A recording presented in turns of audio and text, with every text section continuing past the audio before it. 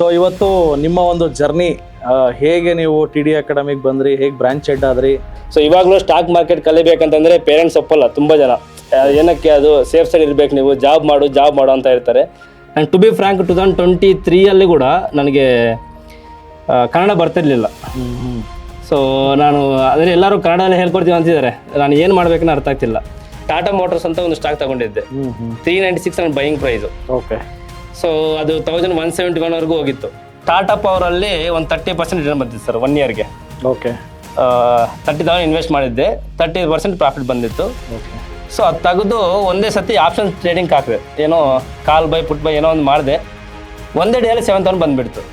ನನಗೆ ಅವಾಗ ಬೇಜಾರಾಯ್ತು, ಏನಕ್ಕೆ ನಾನು ಸುಮ್ಮನೆ 1 ಇಯರ್ ವೇಸ್ಟ್ ಮಾಡಿದ್ದೀನಿ, ಒಂದೇ ಡೇಯಲ್ಲಿ ಮಾಡ್ಬೋದಂತ ಒಂದು ಮೈಂಡ್ಸೆಟ್ ಬಂದುಬಿಡ್ತು.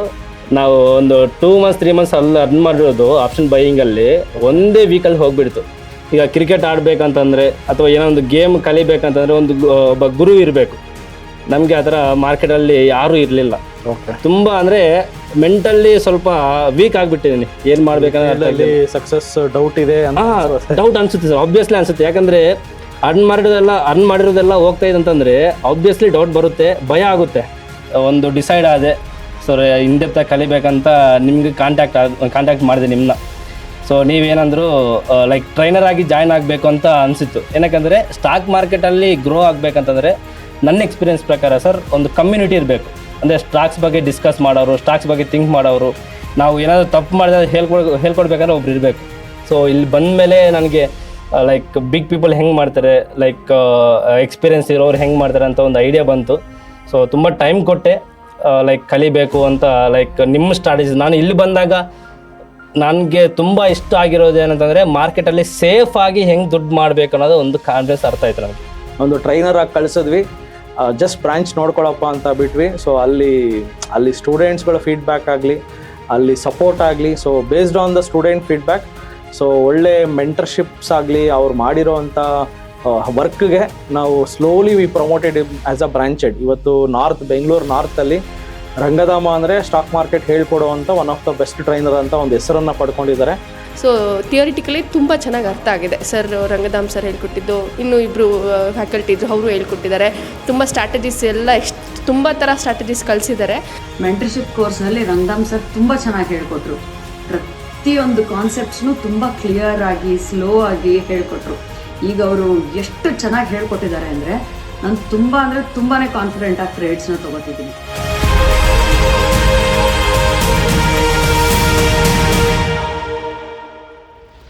ನಮಸ್ತೆ ಕರ್ನಾಟಕ, ನಾನು ನಿಮ್ಮ Manoj Kumar, SEBI registered research analyst. ನನ್ನ ಸೆಬಿ ನೋಂದಣಿ ಸಂಖ್ಯೆ INH 00002068. ಇಲ್ಲಿ ನಾವು ಕೊಡುವ ಪ್ರತಿಯೊಂದು ಮಾಹಿತಿ ಸಹ ಪ್ರೆಸೆಂಟ್ ಡೇಟಾ ಮೇಲೆ ನಿಂತಿರುತ್ತೆ. ಈ ವಿಡಿಯೋ ಕೇವಲ ಒಂದು ಎಜುಕೇಶನಲ್ ಪರ್ಪಸ್ ಆಗಿರುತ್ತೆ. ಇದು ನಿಮ್ಮನ್ನ ಪ್ರಚೋದನೆಗೊಳಿಸುವ ಉದ್ದೇಶವಂತೂ ಆಗಿರುವುದಿಲ್ಲ.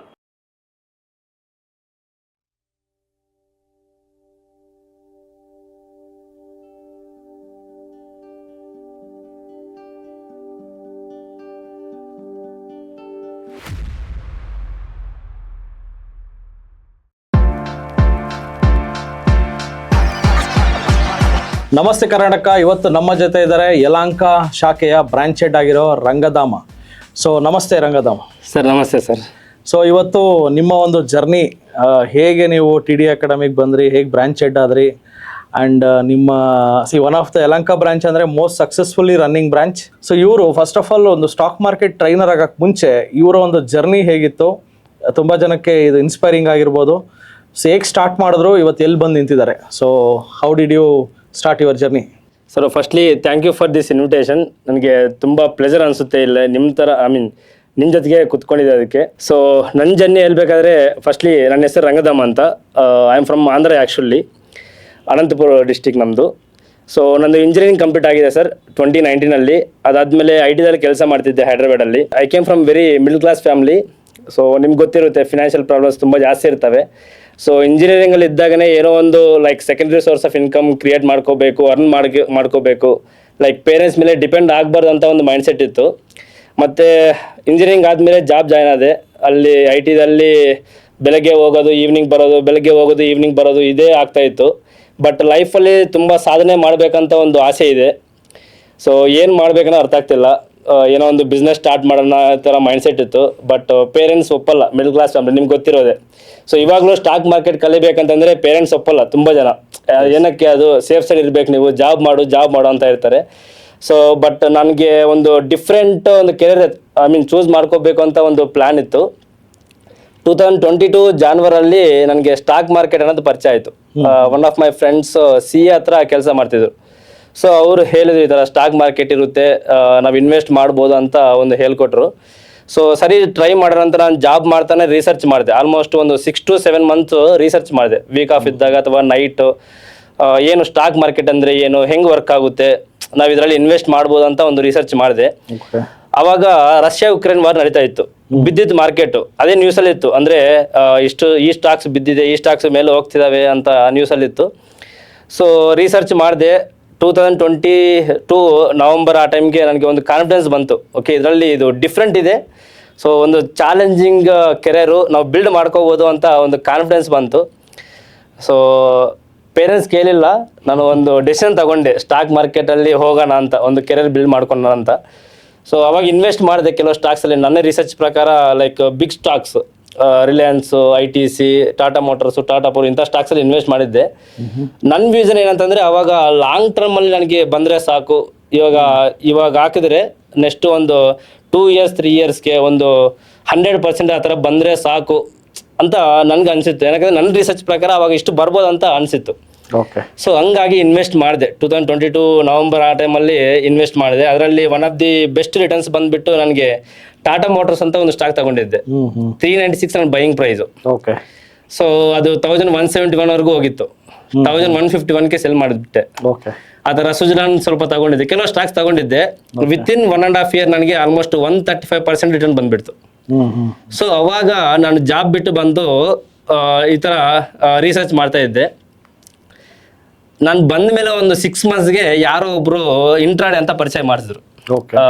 ಅಷ್ಟು ಟೈಮ್ ನಾವು ಏನಕ್ಕೆ ವೆಯ್ಟ್ ಮಾಡೋದು, ಒಂದೇ ಡೇಯಲ್ಲಿ ಮಾಡ್ಬೋದು, ಮಂತ್ಲಿ ನೀವು ಇನ್ಕಮ್ ಅರ್ನ್ ಮಾಡ್ಕೋಬೋದು, 1 lakh ಹಾಕ್ಕೊಂಡು ನೀವು ಡೈಲಿ ಒಂದು 10,000 ಮಾಡ್ಕೋಬೋದು ಅಂತ ಪರಿಚಯ ಮಾಡಿಸಿದ್ರು. ಸರಿ ಬಿಡಿ, ಇದು ಚೆನ್ನಾಗಿದೆ, ಜಾಬ್ ಯಾಕೆ ಮತ್ತೆ ಅಂತ ಟ್ರೈ ಮಾಡಿದೆ. ಅಲ್ಲಿ ಬಂದಿರೋ ಪ್ರಾಫಿಟ್ ಸ್ವಲ್ಪ ತಗೊಂಡು ಇಂಟ್ರಾಡೇ ಸ್ಟಾರ್ಟ್ ಮಾಡಿದೆ. ಮತ್ತು ಆಪ್ಷನ್ ಟ್ರೇಡಿಂಗ್ ಹೋದೆ. ನನಗೆ ಟಾಟಾ ಪವರಲ್ಲಿ ಒಂದು 30% ರಿಟರ್ನ್ ಬಂದಿತ್ತು ಸರ್ 1 yearಗೆ. ಓಕೆ. 30,000 ಇನ್ವೆಸ್ಟ್ ಮಾಡಿದ್ದೆ, 30% ಪ್ರಾಫಿಟ್ ಬಂದಿತ್ತು. ಸೊ ಅದು ತೆಗೆದು ಒಂದೇ ಸತಿ ಆಪ್ಷನ್ ಟ್ರೇಡಿಂಗ್ ಹಾಕಿದೆ. ಏನೋ ಕಾಲ್ ಬೈ ಪುಟ್ ಬೈ ಏನೋ ಒಂದು ಮಾಡಿದೆ. ಒಂದೇ ಡೇಯಲ್ಲಿ 7,000 ಬಂದುಬಿಡ್ತು. ನನಗೆ ಅವಾಗ ಬೇಜಾರಾಯ್ತು, ಏನಕ್ಕೆ ನಾನು ಸುಮ್ಮನೆ 1 year ವೇಸ್ಟ್ ಮಾಡಿದ್ದೀನಿ, ಒಂದೇ ಡೇಯಲ್ಲಿ ಮಾಡ್ಬೋದಂತ ಒಂದು ಮೈಂಡ್ಸೆಟ್ ಬಂದುಬಿಡ್ತು. ಹಾಗಾಗಿ ನಾನು ಆಪ್ಷನ್ ಟ್ರೇಡಿಂಗ್ ಸ್ಟಾರ್ಟ್ ಮಾಡಿದೆ. ಎಲ್ಲರಿಗೂ ಗೊತ್ತಿರೋದೆ, ಆಪ್ಷನ್ ಟ್ರೇಡಿಂಗ್ ಅಂದರೆ ಪ್ರಾಫಿಟ್ ಲಾಸ್ ಆಗ್ತಾ ಇರುತ್ತೆ. ಒಂದೇ ಡೇಯಲ್ಲಿ 1 lakhಯಿಂದ 2 lakhs ಮಾಡ್ತೀವಿ, ಒಂದೇ ಡೇಯಲ್ಲಿ 2 lakhs ಹೋಗಿಬಿಡುತ್ತೆ. ಎಲ್ಲರ ಟ್ರೇಡರ್ಸಲ್ಲಿ ಇದು ಫೇಸ್ ಮಾಡ್ತಾರೆ. ನಾನು ಹಿಂಗೆ ಫೇಸ್ ಮಾಡಿದೆ. ಅಂದರೆ ನನಗೆ ಯಾರೂ ಹೇಳ್ಕೊಡೋಕ್ಕಿರಲಿಲ್ಲ. ಅಂದರೆ ನಮ್ಮ ತುಂಬ ಫ್ರೆಂಡ್ಸ್ನ, ಸೀನಿಯರ್ಸ್ನ ಎಲ್ಲರನ್ನೂ ಕೇಳಿದ್ದೀನಿ, ನಾನು ಸ್ಟಾಕ್ ಮಾರ್ಕೆಟಲ್ಲಿ ಗ್ರೋ ಆಗಬೇಕಂತ ಇದೆ, ಯಾರಾದರೂ ಇದ್ರೆ ಹೇಳಿ ಅಂತ ಎಲ್ಲರನ್ನೂ ಲೈಕ್ ಕೇಳಿದೆ. ಯಾರೂ ಹೇಳಿಲ್ಲ, ನನಗೆ ಗೊತ್ತಿಲ್ಲ ಅಂತ ಹೇಳೋರು. ಅವಾಗ ನೀವು ಎಲ್ಲಿ, ಹೈದರಾಬಾದಲ್ಲಿ ಇದ್ರಾ ಬೆಂಗಳೂರಲ್ಲಿ ಇದ್ರಾ? ಸರ್ ನಾನು ಜಾಬ್ ಕ್ವಿಟ್ ಮಾಡಿ ಬೆಂಗಳೂರು ಬಂದುಬಿಟ್ಟೆ ಸರ್. ಬೆಂಗಳೂರು ಬಂದಿರೋ ರೀಸನ್ ಏನಂತಂದರೆ ಪೇರೆಂಟ್ಸ್ ನೋಡ್ಕೋಬೇಕು. ಹೈದ್ರಾಬಾದ್ಲಿದ್ರೆ ನನಗೆ ವೀಕ್ಲಿ ಅಥವಾ ಮಂತ್ಲಿ ಬರೋಕ್ಕಾಗಲ್ಲ. ಇಲ್ಲಿ ಬೆಂಗಳೂರಲ್ಲಿದ್ದರೆ ಸ್ವಲ್ಪ ಹೋಗಿ ಬರ್ಬೋದು ಅಂತ ಒಂದು ಮೈಂಡ್ಸೆಟ್ಟಿಂದ ಬೆಂಗಳೂರು ಬಂದೆ. ಸೊ ರೀಸನ್ ಏನಂತಂದರೆ ಇಲ್ಲಿ ಅದಕ್ಕಿಂತ ಇದು ಒಳ್ಳೆ ಸಿಟಿ ಅಂತ ಅನಿಸಿತ್ತು. ಓಕೆ, ಇಲ್ಲಿ ಹತ್ರ ಇರ್ಬೋದು, ಇನ್ನು ಆಪರ್ಚುನಿಟೀಸ್ ಜಾಸ್ತಿ ಇರ್ತಾವಂತ ಬಂದುಬಿಟ್ಟೆ. ಸೊ ಹಾಗಾಗಿ ನಾನು ಇಲ್ಲಿ ಬಂದು ರೂಮ್ ಮಾಡ್ಕೊಂಡಿದ್ವಿ ನಾನು ನಮ್ಮ ಫ್ರೆಂಡ್ಸು. ಬೆಳಗ್ಗೆ 9:15 ರೆಡಿ ಇರ್ತೀವಿ ಫೋನ್ ಇಟ್ಕೊಂಡು. ಮಾರ್ಕೆಟ್ ಓಪನ್ ಆದ ತಕ್ಷಣ ಕಾಲ್ ಬೈ ಪುಟ್ ಬೈ ಮಾಡಿರ್ತೀವಿ. ವಿತಿನ್ 10-15 minutesಲ್ಲಿ ಒಂದು 10-15 ಟ್ರೇಡ್ಸ್ ಮಾಡಿರ್ತೀವಿ. ಓಕೆ. ಎಲ್ಲರೂ ಟ್ರೇಡರ್ಸ್ ಮಾಡೋದು, ಅಫ್ಕೋರ್ಸ್ ಎಲ್ಲರೂ ಮಾಡಿರ್ತಾರೆ ಹಿಂಗೆ. ಸೊ ಲಾಸ್ಟ್ ಪ್ರಾಫಿಟ್ ಆಗ್ತಿರೋದು ಅಂಥ ಟೈಮಲ್ಲಿ ಕಾಲ್ಸ್ ಬರೋದು, ಇವಾಗಲೂ ಬರ್ತಿದ್ದಾವೆ. ಲೈಕ್ ನಾವು ಈ ಥರ ಅಡ್ವೈಸರ್ ಕಂಪ್ನಿಯಿಂದ ಕಾಲ್ ಮಾಡ್ತಿದ್ವಿ. ಸೊ ನಾವು ಸೆಬಿ ರಿಜಿಸ್ಟರ್ ಅಂತ ಹೇಳ್ತಾರೆ, ನಿಮಗೆ 1 lakh ಇದ್ದರೆ ಎವ್ರಿ ಡೇ 10,000 ಮಾಡಿಸ್ತೀವಿ ಅಂತ ಹೇಳ್ತಾರೆ. ಸರಿ ಬಿಡಿ, ಇದೇ ಟ್ರೈ ಮಾಡೋಣ, ಎಕ್ಸ್ಪೀರಿಯನ್ಸ್ ಇರೋರು ಹೇಳ್ತಿದಾರ ಅಂತ ನಾನು ಅದು ತಗೊಂಡೆ. ಒಳ್ಳೆ ಸ್ಟೋರಿ ಐತೆ. ಆಲ್ಮೋಸ್ಟ್ ಸಮ್ ಲ್ಯಾಕ್ಸ್ವರೆಗೂ ಅರ್ನ್ ಮಾಡಿದ್ವಿ in the span of 1.5 months. But ನಾವು ಎಷ್ಟು ಅರ್ನ್ ಮಾಡಿದ್ವಿ, ನಾನು ನಮ್ಮ ಭಾವ ನಮ್ಮ ಫ್ರೆಂಡ್ಸ್ ಎಲ್ಲರೂ ಸೇರಿ ಎಷ್ಟು ಅರ್ನ್ ಮಾಡಿದ್ವಿ ಅದೆಲ್ಲ ಒಂದೇ ವೀಕಲ್ಲಿ ಹೋಗ್ಬಿಡ್ತು ಸರ್. ನಾವು ಒಂದು 2 months 3 months ಅಲ್ಲಿ ಅರ್ನ್ ಮಾಡಿರೋದು ಆಪ್ಷನ್ ಬೈಯಿಂಗಲ್ಲಿ ಒಂದೇ ವೀಕಲ್ಲಿ ಹೋಗ್ಬಿಡ್ತು. ಸೊ ಬರುತ್ತೆ ಅಂತ ಹಂಗೆ ವೆಯ್ಟ್ ಮಾಡೋದು, ಎಕ್ಸ್ಪೈರ್ ಅಷ್ಟೊತ್ತಿಗೆ ಅದು ಹೋಗುತ್ತೆ. ಹಾಗಾಗಿ ನನಗೆ ಭಯ ಕ್ರಿಯೇಟ್ ಆಗ್ತಾ ಇದೆ. ಏನಕ್ಕಂತಂದರೆ ಸ್ವಲ್ಪ ರಿಸ್ಕ್ ತೊಗೊಂಡು ಬಂದಿದ್ದೀನಿ. ಸೊ ಏನು ಮಾಡೋದು ಗೊತ್ತಿಲ್ಲ, ಯಾರೂ ಒಂದು ಸಪೋರ್ಟ್ ಇರಲಿಲ್ಲ ನನಗೆ. ಈ ಥರ ಈಗ ಕ್ರಿಕೆಟ್ ಆಡಬೇಕಂತಂದರೆ ಅಥವಾ ಏನೋ ಒಂದು ಗೇಮ್ ಕಲಿಬೇಕಂತಂದರೆ ಒಬ್ಬ ಗುರು ಇರಬೇಕು. ನಮಗೆ ಆ ಥರ ಮಾರ್ಕೆಟಲ್ಲಿ ಯಾರೂ ಇರಲಿಲ್ಲ. ತುಂಬ ಅಂದರೆ ಮೆಂಟಲಿ ಸ್ವಲ್ಪ ವೀಕ್ ಆಗಿಬಿಟ್ಟಿದ್ದೀನಿ. ಏನು ಮಾಡ್ಬೇಕಂದ್ರೆ ಸಕ್ಸಸ್ ಡೌಟ್ ಇದೆ, ಡೌಟ್ ಅನಿಸುತ್ತೆ ಸರ್, ಆಬ್ವಿಯಸ್ಲಿ ಅನಿಸುತ್ತೆ. ಯಾಕಂದರೆ ಅರ್ನ್ ಮಾಡಿರೋದೆಲ್ಲ ಹೋಗ್ತಾ ಇದೆ ಅಂತಂದರೆ ಆಬ್ವಿಯಸ್ಲಿ ಡೌಟ್ ಬರುತ್ತೆ, ಭಯ ಆಗುತ್ತೆ. ಸೊ ಇನ್ನೊಂದೇನೆಂದರೆ ಮನೆಯಲ್ಲಿ ಹೇಳಿಲ್ಲ. ಸೊ ಹಂಗಾಗಿ ಏನು ಮಾಡಬೇಕನ್ನೋ ಅರ್ಥ ಆಗ್ತಿಲ್ಲ. ಸೊ ಲಾಸ್ಟ್ಗೆ ಡಿಸೈಡ್ ಆಗಿ ಬಂದಿದ್ದೆ ನಾನು, ಏನಾದರೂ ಆಗಿ ಇದರಲ್ಲಿ ಗ್ರೋ ಆಗಬೇಕು ಅಂತ. ಸೊ ಗೂಗಲಲ್ಲಿ ಸರ್ಚ್ ಮಾಡಿದೆ, TD ಅಕಾಡೆಮಿ ಅಂತ ಒಂದು ನೋಡಿದೆ. ಇನ್ನು ಬೇರೆ ಬೇರೆ ಅಕಾಡೆಮೀಸ್ ಎಲ್ಲ ನೋಡಿದೆ, ಕಾಲ್ ಮಾಡಿದೆ ಎಲ್ಲರಿಗೂ. ಆಲ್ಮೋಸ್ಟ್ ಒಂದು 4-5 ಅಕಾಡೆಮೀಸ್ ಕಾಲ್ ಮಾಡಿದೆ. ಬಟ್ ನನಗೆ TD ಅಕಾಡೆಮಿ ರೆಸ್ಪಾನ್ಸ್ ಅನ್ನೋದು ಚೆನ್ನಾಗಿತ್ತು. ನಾನು ಟು ಬಿ ಫ್ರ್ಯಾಂಕ್ 2023 ಕೂಡ ನನಗೆ ಕನ್ನಡ ಬರ್ತಿರ್ಲಿಲ್ಲ. ಸೊ ನಾನು ಅದನ್ನು ಎಲ್ಲರೂ ಕನ್ನಡದಲ್ಲಿ ಹೇಳ್ಕೊಡ್ತೀವಿ ಅಂತಿದ್ದಾರೆ. ನಾನು ಏನು ಮಾಡಬೇಕನ್ನೋ ಅರ್ಥ ಆಗ್ತಿಲ್ಲ. ಇಲ್ಲಿ ಸುರೇಶ್ ಸರ್ ಅಂತ ಒಬ್ರು ಇದ್ದಾರೆ ಅಲ್ವಾ, ಸೊ ಅವ್ರು ಪಿಕ್ ಮಾಡಿದ್ರು, ಸರ್ ಈ ಥರ ನಮಗೆ ಕನ್ನಡ ಬರಲ್ಲ, ಇಂಗ್ಲೀಷಲ್ಲಿ ಹೇಳ್ಕೊಡ್ತೀರಾ ಅಥವಾ ತೆಲುಗುದಲ್ಲಿ ಹೇಳ್ಕೊಡ್ತೀರಾ ಅಂತ. ಅವ್ರು ತೆಲುಗುದಲ್ಲಿ ಮಾತಾಡಿದ್ರು. ತುಂಬ ಅಂದರೆ ಖುಷಿ ಅನಿಸಿತ್ತು. ಓಕೆ ನೋಡೋಣ ಅಂತ, ಅಂದರೆ ಒಂದು ಪಾಸಿಟಿವ್ ವೈಬ್ ಬಂತು. ಸರಿ ನೋಡೋಣ, ಒಂದು ನಮಗೆ ಒಂದು ಸಪೋರ್ಟ್ ಥರ ಇದೆ ಅಂತ ಒಂದು ಅನಿಸಿತ್ತು. ಕಾಲ್ ಮಾಡಿದೆ, ಈ ಥರ ಕಲಿಬೇಕಂತ ಇದೆ ಸರ್, ನನಗೆ ಮಾಡ್ತಿದ್ದೀನಿ ಬಟ್ ಪ್ರಾಪರಾಗಿ ಹೆಂಗೆ ಮಾಡ್ಬೇಕನ್ನೋದು ಅರ್ಥ ಆಗ್ತಿಲ್ಲ. ಸೊ ಸ್ಟಾಕ್ ಮಾರ್ಕೆಟ್ ಎಲ್ಲರೂ ಟ್ರೇಡ್ ಮಾಡ್ತಾರೆ, ಅರ್ನ್ ಮಾಡ್ತಾರೆ, ಬಟ್ ಪ್ರಾಪರಾಗಿ ಕಾನ್ಫಿಡೆಂಟಾಗಿ ಮಾಡ್ಬೇಕನ್ನೋದು ಗೊತ್ತಾಗಲ್ಲ. ಸೊ ಹಂಗಾಗಿ ಕಲೀನ ಅಂತ ಡಿಸೈಡ್ ಆಗಿ ಸರ್ ಕಾಲ್ ಮಾಡಿದೆ. ಅವರು ಸರ್ ಇಂಗ್ಲೀಷಲ್ಲಿ ಇರುತ್ತೆ, ಎವ್ರಿ ಮಂತು ಸೆಕೆಂಡ್ ವೀಕಲ್ಲಿ ಇರುತ್ತೆ, ಜಾಯ್ನ್ ಆಗಿ ಅಂತ ಅಂದರು. ಸರಿ ಬಿಡಿ, ಏನೋ ಒಂದು ಸ್ಟಾರ್ಟ್ ಮಾಡಿಬಿಡೋಣ, ಏನಾದರೆ ಅದಾಗುತ್ತೆ, ಟ್ರೈ ಮಾಡೋಣ ಅಂತ ಟ್ರೈ ಮಾಡಿದೆ. 6,000 ಪೇ ಮಾಡಿದೆ, ಅವಾಗ 6,500 ಪೇ ಮಾಡಿದೆ. ಸೊ ಹೇಳ್ಕೊಟ್ರು, ಒಂದು ಪ್ರಾಪರಾಗಿ ಯಾವ ಥರ ಮಾಡಬೇಕು, ಯಾವ ಥರ ಮಾಡಬಾರ್ದು ಅನ್ನೋದು ಗೊತ್ತಾಯಿತು. ಮತ್ತು ಮನೆಗೆ ಹೋದೆ, ಮತ್ತೆ ಆಪ್ಷನ್ ಬೈಯಿಂಗ್ ಅದೇ ಮಾಡಿದೆ. ಬಟ್ ಇಲ್ಲಿ ಏನು ಹೇಳ್ಕೊಟ್ಟಿದೆ ಅದು ಫಾಲೋ ಮಾಡಿಲ್ಲ ನಾನು. ನಂದು ಓನ್ ಸ್ಟ್ರಾಟಜಿ, ಅದು ಏನಿರುತ್ತೋ ಅದೇ ಮಾಡ್ತೀವಿ. ಸೊ ಹಂಗಾಗಿ ಆಗಿದ್ರೂ ಲಾಸ್ ಆಗ್ತಾಯಿತ್ತು. ಒಂದು ಡಿಸೈಡ್ ಆದೆ, ಸೊ ಇನ್ಡೆಪ್ತಾಗಿ ಕಲಿಬೇಕಂತ ನಿಮಗೆ ಕಾಂಟ್ಯಾಕ್ಟ್ ಮಾಡಿದೆ ನಿಮ್ಮನ್ನ. ಸೊ ನೀವೇನಂದ್ರು ಟ್ರೈನರ್ ಆಗಿ ಜಾಯ್ನ್ ಆಗಬೇಕು ಅಂತ ಅನಿಸಿತ್ತು. ಏನಕ್ಕಂದರೆ ಸ್ಟಾಕ್ ಮಾರ್ಕೆಟಲ್ಲಿ ಗ್ರೋ ಆಗಬೇಕಂತಂದರೆ ನನ್ನ ಎಕ್ಸ್ಪೀರಿಯನ್ಸ್ ಪ್ರಕಾರ ಸರ್, ಒಂದು ಕಮ್ಯುನಿಟಿ ಇರಬೇಕು. ಅಂದರೆ ಸ್ಟಾಕ್ಸ್ ಬಗ್ಗೆ ಡಿಸ್ಕಸ್ ಮಾಡೋರು, ಸ್ಟಾಕ್ಸ್ ಬಗ್ಗೆ ಥಿಂಕ್ ಮಾಡೋರು, ನಾವು ಏನಾದರೂ ತಪ್ಪು ಮಾಡಿದ್ರೆ ಹೇಳ್ಕೊಡ್ಬೇಕಂದ್ರೆ ಒಬ್ರು ಇರಬೇಕು. ಸೊ ನಾನು ಇಲ್ಲಿ TD ಅಕಾಡೆಮಿದಲ್ಲಿ ಇದ್ದರೆ ನಾನು ಗ್ರೋ ಆಗಬೇಕಂತ ಒಂದು ಕಾನ್ಫಿಡೆನ್ಸ್ ಬಂತು, ಒಂದು ಐಡಿಯಾ ಬಂತು. ಆವಾಗ ನಿಮ್ಮನ್ನ ಕಾಂಟ್ಯಾಕ್ಟ್ ಮಾಡಿದೆ ಇಲ್ಲಿ ಬಂದು, ಸರ್ ನಾನು ಈ ಥರ ಟ್ರೈನರ್ ಆಗಿ ಜಾಯ್ನ್ ಆಗ್ಬೋದಾ, ನನಗೆ ನಾಲೆಜ್ ಇದೆ ಬಟ್ ನನಗೆ ಒಂದು ಕಮ್ಯುನಿಟಿ ಬೇಕಾಗುತ್ತೆ. ನನಗೆ ಮೇನ್ ಏನಂದರೆ ಸರ್, ನನಗೆ ಟೀಚಿಂಗ್ ಫೀಲ್ಡಲ್ಲಿ ತುಂಬ ಪ್ಯಾಷನ್ ಇದೆ. ಟೀಚಿಂಗ್ ಅಂದರೆ ನನಗೆ ಗೊತ್ತಿರೋದು ಒಬ್ರಿಗೆ ಹೇಳ್ಕೊಡ್ಬೇಕಂತಂದರೆ ತುಂಬ ಇಷ್ಟ ನನಗೆ ಅದು. ಸೊ ನಿಮ್ಮ ಬಂದು ಕೇಳಿದೆ, ನೀವು ಹೇಳಿದರು, ನೀವು ಅವಾಗ ಏನಂತಂದರೆ ಈಗ ನೀವು ಕನ್ನಡ ಬರಬೇಕು ಇಲ್ಲಾಂದರೆ ಕಷ್ಟ ಆಗುತ್ತೆ ಅಂತ ಹೇಳಿದರು. ನನಗೆ ಅವಾಗ ಸ್ವಲ್ಪ ಭಯ ಅನಿಸುತ್ತೆ, ಓಕೆ ಹೆಂಗೆ ಮಾಡೋದು ಅಂತ. ಮತ್ತು ನೀವು ಸರಿ ವೈಟ್ ಫೀಲ್ಡಲ್ಲಿ ಒಂದು ಬ್ರಾಂಚ್ ಓಪನ್ ಮಾಡ್ತೀವಿ, ಇಂಗ್ಲೀಷು ಇರುತ್ತೆ, ಇಂಗ್ಲೀಷಲ್ಲಿ ಟೀಚ್ ಮಾಡ್ಬೇಕಂತಂದರು. ಸರಿ ಸರ್ ನಾನು ರೆಡಿ ಅಂತ ಹೇಳಿದೆ. ಅವಾಗ ನೀವು ತಗೊಂಡ್ರು. ಸೊ ಇಲ್ಲಿ ಬಂದ ಮೇಲೆ ನನಗೆ ಬಿಗ್ ಪೀಪಲ್ ಹೆಂಗೆ ಮಾಡ್ತಾರೆ, ಎಕ್ಸ್ಪೀರಿಯೆನ್ಸ್ ಇರೋರು ಹೆಂಗೆ ಮಾಡ್ತಾರೆ ಅಂತ ಒಂದು ಐಡಿಯಾ ಬಂತು. ಸೊ ತುಂಬ ಟೈಮ್ ಕೊಟ್ಟೆ, ಕಲಿಬೇಕು ಅಂತ. ನಿಮ್ಮ ಸ್ಟ್ರಾಟಜೀಸ್, ನಾನು ಇಲ್ಲಿ ಬಂದಾಗ ನನಗೆ ತುಂಬ ಇಷ್ಟ ಆಗಿರೋದು ಏನಂತಂದರೆ ಮಾರ್ಕೆಟಲ್ಲಿ ಸೇಫಾಗಿ ಹೆಂಗೆ ದುಡ್ಡು ಮಾಡಬೇಕು ಅನ್ನೋದು ಒಂದು ಕಾನ್ಫಿಡೆನ್ಸ್ ಅರ್ಥ ಆಯಿತು ನನಗೆ, ಒಂದು ಕಾನ್ಸೆಪ್ಟ್ ಅರ್ಥ ಆಯಿತು. ಸೊ ತುಂಬ ಜನ ಟ್ರೇಡ್ ಮಾಡ್ತಿರ್ತೀವಿ, ಒನ್ ಡೇಯಲ್ಲಿ 1 lakh ಆಗಿಬಿಡ್ತೀವಿ, ಎಲ್ಲ ಹೋಗಿಬಿಡುತ್ತೆ, ಬಂದರೆ 2 lakhs ಬರುತ್ತೆ. It will be tossed. Okay, so ಸೇಫಾಗಿ ದುಡ್ಡು ಕಲ್ಕೊಂಡು ನಾವು ಸ್ವಲ್ಪ ರಿಸ್ಕ್ ತಗೊಂಡು ಜಾಸ್ತಿ ದುಡ್ಡು ಹೆಂಗೆ ಮಾಡೋದಂತ ಈ TD ಅಕಾಡೆಮಿಕ್ ಕರಿಕ್ಯುಲಮ್ ಇರುತ್ತಲ್ವ, ಅದರಲ್ಲಿ ಗೊತ್ತಾಯಿತು. ಸೊ ಹಾಗಾಗಿ ಸ್ಲೋ ಆಗಿ ಕಲ್ತ್ಕೊಂಡೆ, ಕಾನ್ಫಿಡೆಂಟ್ ಟ್ರೇಡರ್ ಆದೆ. ಅದಾದಮೇಲೆ ನನಗೆ ಒಂದು ಇಲ್ಲಿ ಒಂದು ಜರ್ನಿ ಹೇಳ್ತೀನಿ. ಆ್ಯಕ್ಚುಲಿ ಇದು 2003-4 ಇಯರ್ಸ್ ಬ್ಯಾಕ್ ಸ್ಟೋರಿ. ಸೊ ಇವರು ಬಂದಿದ್ದರು. ಸೊ ಅವಾಗ ಇಂಗ್ಲೀಷ್ ಬ್ಯಾಚಲ್ಲಿ ಇವ್ರು ಸೇರ್ಕೊಂಡಿದ್ರು. ಕನ್ನಡ ಬರಲ್ಲ ಅಂತ ಇದ್ದಿದ್ದಕ್ಕೆ ಇಂಗ್ಲೀಷ್ ಬ್ಯಾಚಲ್ಲೇ ಕೂರಿಸಿದ್ವಿ. ಅದಾದಮೇಲೂ ಸಹ ಬ್ಯಾಚ್ ಆಯಿತು, 1 month ಆಯಿತು, ಮತ್ತೆ ಇವ್ರು ಬರ್ತಾನೆ ಇದ್ರು. ಸರ್ ಏನೋ ಇದರಲ್ಲಿ ಕೆರಿಯರ್ ಮಾಡ್ಕೋಬೇಕು, ಸೊ IT ಎಂಪ್ಲಾಯ್, ಬಟ್ ಬಿಟ್ಟು ಬರ್ತೀನಿ ಅಂದರು. ಸೊ ಸ್ಟಿಲ್ ನಾವು ಹೇಳಿದ್ವಿ, ರಿಸ್ಕಿ ಫೀಲ್ಡು, ನಿಮಗೆ ಬೇರೆ ಕನ್ನಡ ಬರಲ್ಲ. ಫಸ್ಟ್ ಆಫ್ ಆಲ್ ಅನಂತಪುರ ಏನೋ ತುಂಬ ದೂರ ಇಲ್ಲ, ನಮ್ಮ ಬೆಂಗಳೂರಿನಿಂದ ಒಂದು 150 ಕಿಲೋಮೀಟ್ರ್ ಅಷ್ಟೇ ಇರೋದು. ಸೊ ಡೆಫಿನೆಟ್ಲಿ ಬೆಂಗಳೂರು ಸುತ್ತಮುತ್ತ ಇರುವಂಥ ಒಂದು ಇಟ್ಸ್ ಆಂಧ್ರ ಪ್ರದೇಶ್ ಆದರೂ ಸಹ ಆ ಒಂದು ಸೆಳೆತ. ಸೊ ಇವಾಗ ಬಾರ್ಡ್ರಲ್ಲಿ ನಾನಿರೋದು ಹುಟ್ಟಿ ಬೆಳೆದಿದ್ದು Yelahanka.